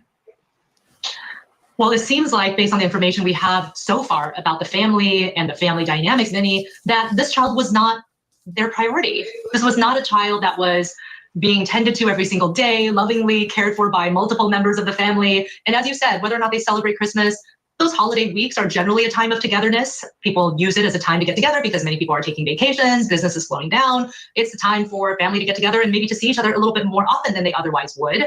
So if this was any normal family where, you ask about a child, you want to see the child, and maybe you don't take no for an answer. What do you mean, you can't bring her around? Please bring her around. We want to see her. I don't think that is the way this family was operating. I don't think that this child was anyone's true priority. And I also think that maybe if the case was that Megan was just making excuses, pushing it off, oh yeah, she's around, I'll bring her next week or the week after, that perhaps the extended family just took that for an answer for a long time. Like, okay, I guess we'll see her when we see her, as opposed to, no, something feels off. Let me take a look at this. Let me investigate this. I don't think that this was that proactive family. And that's a great point, because we've talked a lot about her lies. So she's been charged with 12 counts of it. So she couldn't just lie to law enforcement. She could be lying to Uncle Tommy. She could be lying to her father, her mother, everyone else in her life. But 2 months, I mean, that's a big chunk of that child's life A 50. I mean, this is the age when everybody just wants to, hold the child, squeeze the child. Is she walking? Is she talking? What is she saying now? Can you put her on FaceTime? Can we just see her? Right? I mean, all these things seem so normal for everyone else, but not for this family, Dr. Judy. Exactly. And I think that that's why it's so hard with our logical minds and maybe with our own experiences and what we could have done, what we should have done if we were anywhere near this scenario. We just can't imagine why this family would do this. But I want to point out that I know that Megan has been charged with a number of different incidences of lying in different ways. And we do find that pathological lying does run in families that have high amounts of criminality and maybe have made that a norm because of their own histories. And so that may be a factor here. It's normal for her to lie, and she's pretty convincing when she lies. And this whole family has lied in various ways, and everybody does it. It's no big deal. So she may have gotten away with it for much longer as well, on top of just the family not being as doting and as proactive as we already discussed. And Rick, again, I don't want to lose the fact that Tommy Sr., Grandpa, did pick up the phone and make the call. He absolutely did. Sometimes it's difficult for someone who's had run-ins with law enforcement to make the call, but he did. Do we know what led to that, Rick? Was there some particular moment that kind of forced his hand that, listen, that's it, I'm calling police here? Have they made that clear at all? And I know, again, a lot of the information has been purposely suppressed in this story. I think that is the case with this bit of information. But if I can recall correctly, and everything that was written and said and broadcast about it, he was becoming very concerned and worried that something had happened to his granddaughter. And it did. And it did. Oh, Lord. Okay. I'm going to stop that, you guys. It's pretty much over anyway.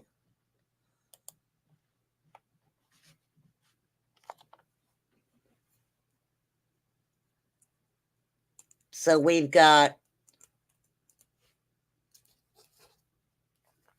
little baby Evelyn.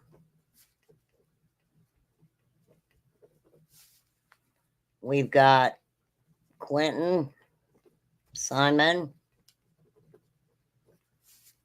Who else do we got that a trial's coming up?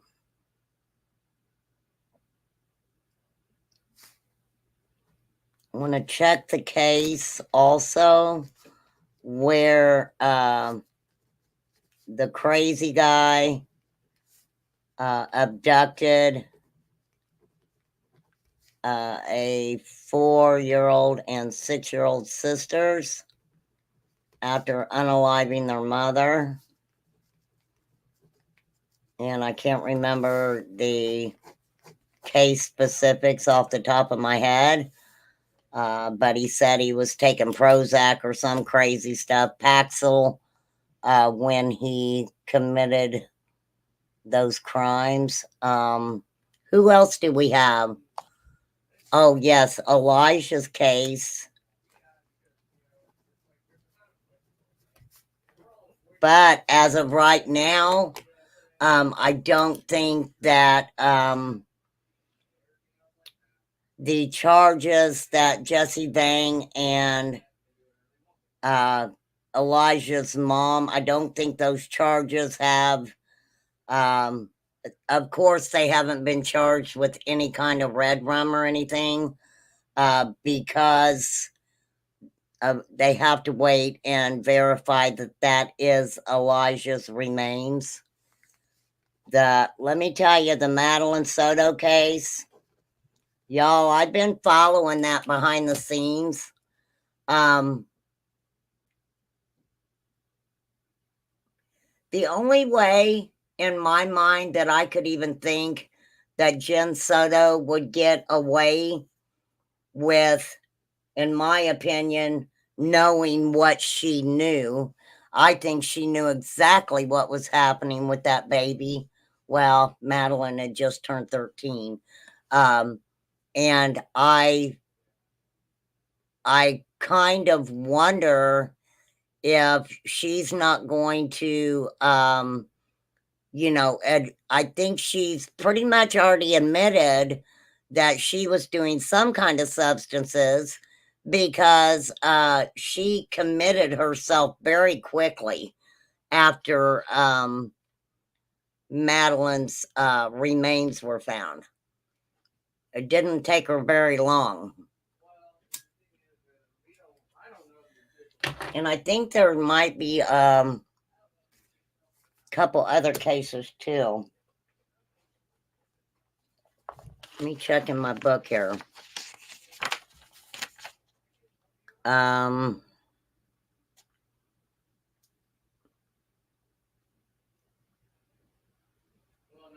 We've got Summer and Sebastian's case, but we have no new updates on either case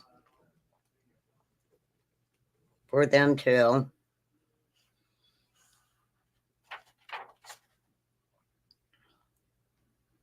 How did I get a Josiah? Let me pull this name up real quick. I don't know why this name's in my book, but we're going to look.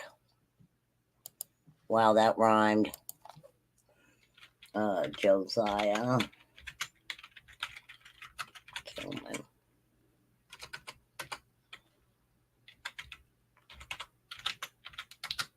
$18. Oh, why do I have you in my book here?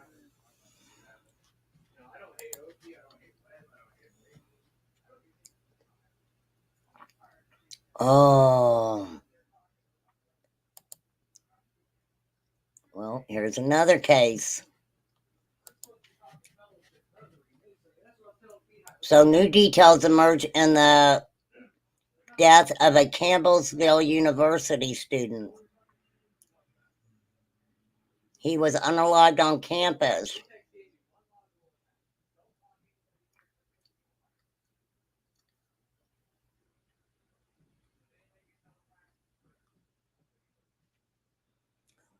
Oh, wow. He was found unresponsive in his dorm room. 18-year-old Josiah Kilman died of manual strangulation, and a 21-year-old Charles Escalera, they charged him with the Red Rum of Josiah. Now I remember why that name was in my book.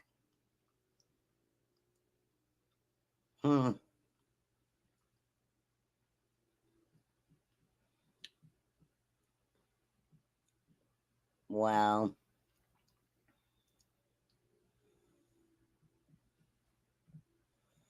Okay, well, we'll check into that. Oh my gosh, the Delphi case. Debbie,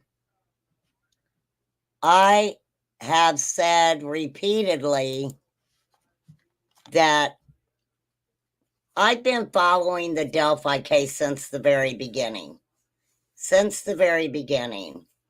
And I don't even know if I've really even talked about it here on my channel.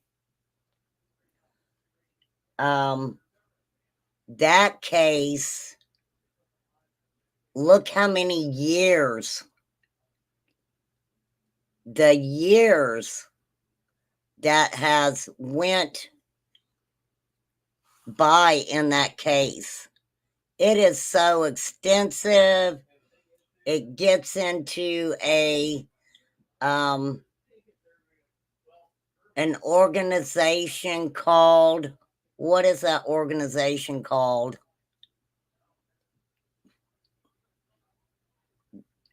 They're not Zionist, are they?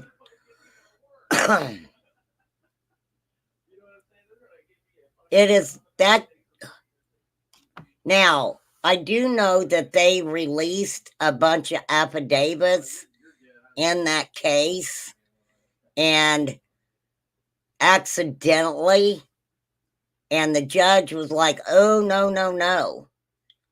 I actually have those documents. I'd have to go back and find them, but I do have them. They were sent to me. My son-in-law has been following that case from the very beginning. I've invited him to come over and talk about it anytime he wants. It's just a matter of me starting to talk about it and then calling him while I'm live, because he doesn't want to come on live, but he said, he would talk over the phone about it. Yeah, it's like a cult organization. And they get into the way that the girls were found, the position of their bodies, and then the guy that's in jail right now, he's been in jail for a long, long time, says that basically it was this organization and it wasn't him. And I mean, it gets extensive.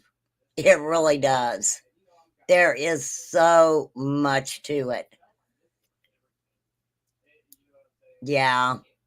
I don't blame them, Debbie, only because those little girls lost their lives. And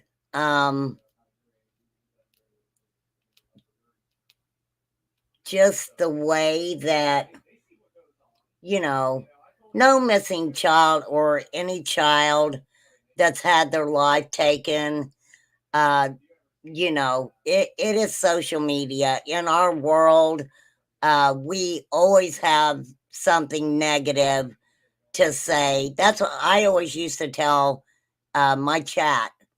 If you say something unkind about somebody, then I want you to say something nice about them first, right? Because a lot of times it's just a lot of negativity. So not only, I mean, the family received a lot of, very good attention. The community, everyone, was very sympathetic. But then you had other people who wanted to make the girls look bad, wanted to make one out to be meeting some stranger and different things like that. So, I mean, the case is just so intense. It is freaking intense. For real. Oh, who are you? I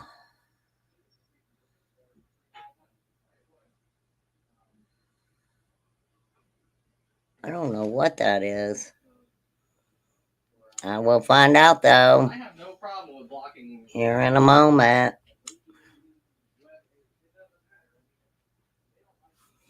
So, I'm not convinced Richard Allen is the killer. I was hoping I would learn more in trial.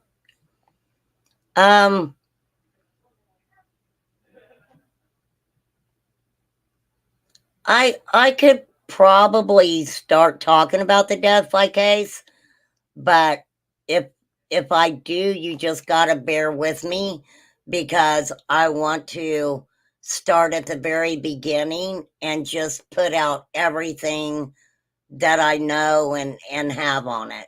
So that would be a case where y'all would just have to bear with me. I wouldn't want to talk about it every day. Maybe we could do every other day or every 3 days and do it in the evening for a couple hours until, you know, we can kind of catch everybody up with the case. But I'm telling y'all, it is an intense case. It is very intense. Not saying that none of the other cases involving children aren't intense, but there's a lot of players, a whole lot of players. So,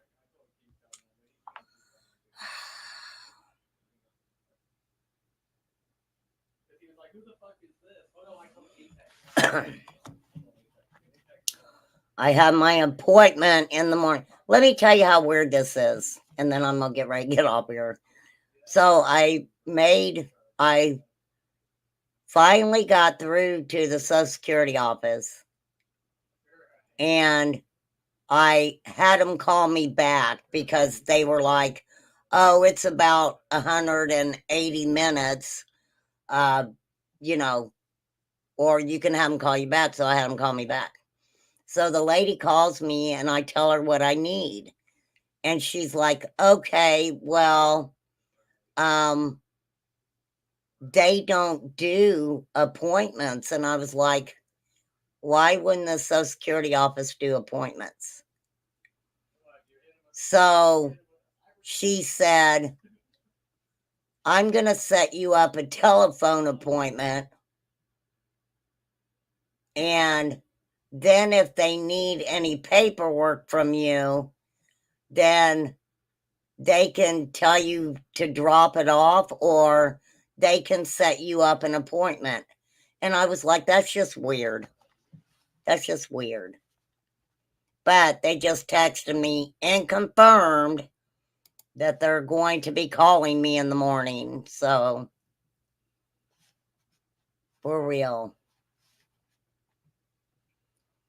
So, I really hope that baby Evelyn gets justice. It's so hard to watch these women who have harmed their children, you know. Obviously, she has not taken any responsibility for what happened. Danielle Van Dam. The name sounds familiar. Yeah, Social Security has all the paperwork anyway. You're right, Debbie. You're right. They already have it. They got the whole world in their hands. They know everything about you. That's for sure. The minute you are born and you pick up that birth certificate and that Social Security number, that's what I say. I'm like, why you ask me all these questions when you already know everything about my life? It's like they know everything about you, but they go ahead and ask you the questions and they'll be like, oh, you're not telling the truth. You're fibbing on that one.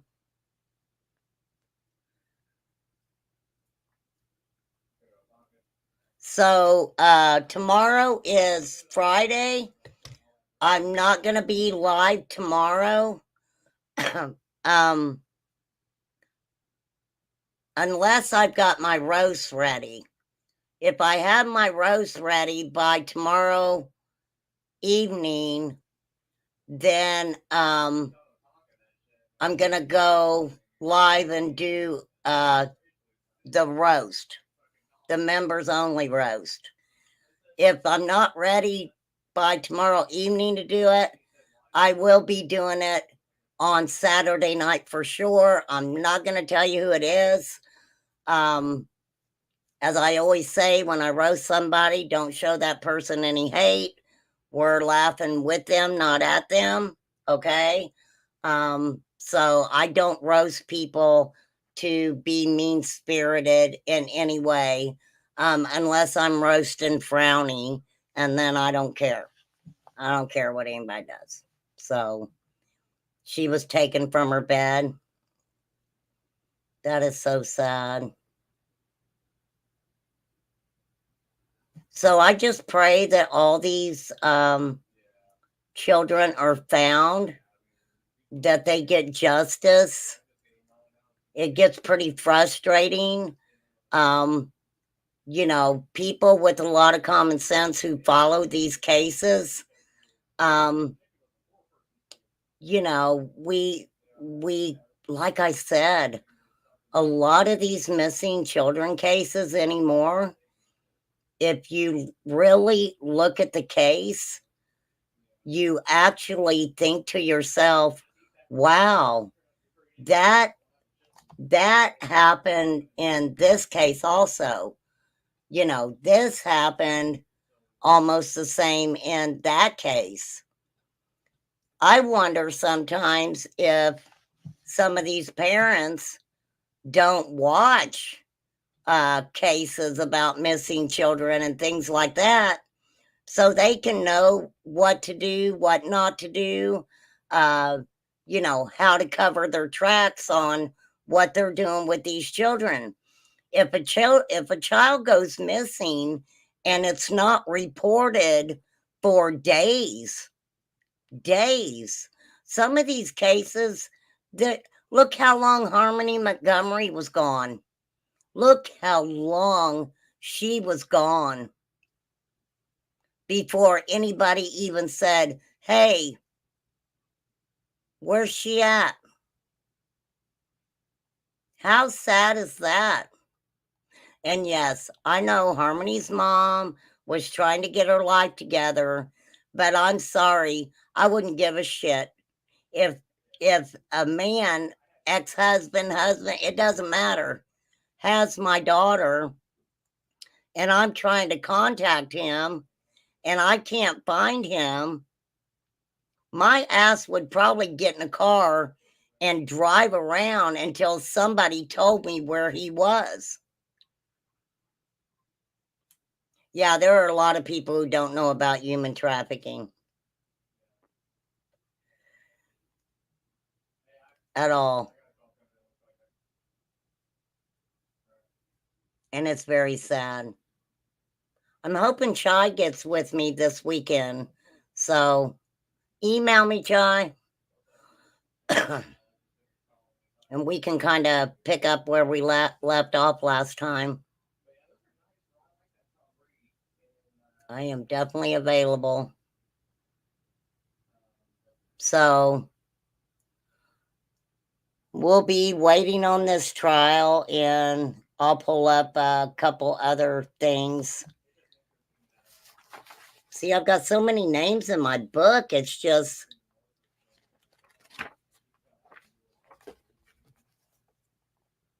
a lot of these children just haven't been found, or no new information has been put out.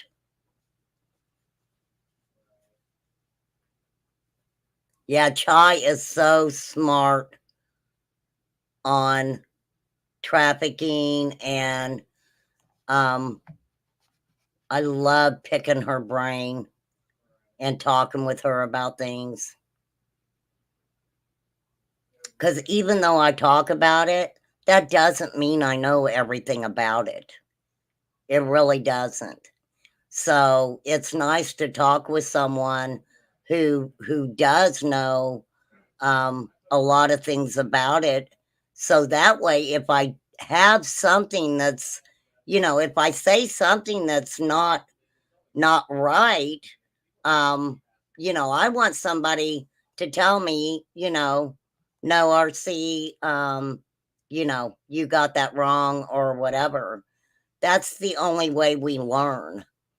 I do not take it personal if somebody tells me I don't know what the hell I'm talking about. But you need to tell me why I don't know what I'm talking about and what the real answer is on what I'm talking about. Because that's just how I roll over here. All right, my ass has been on here almost 4 freaking hours. Yeah, that was a good live. Absolutely a good live. I enjoy having people on my panel and talking about different stuff.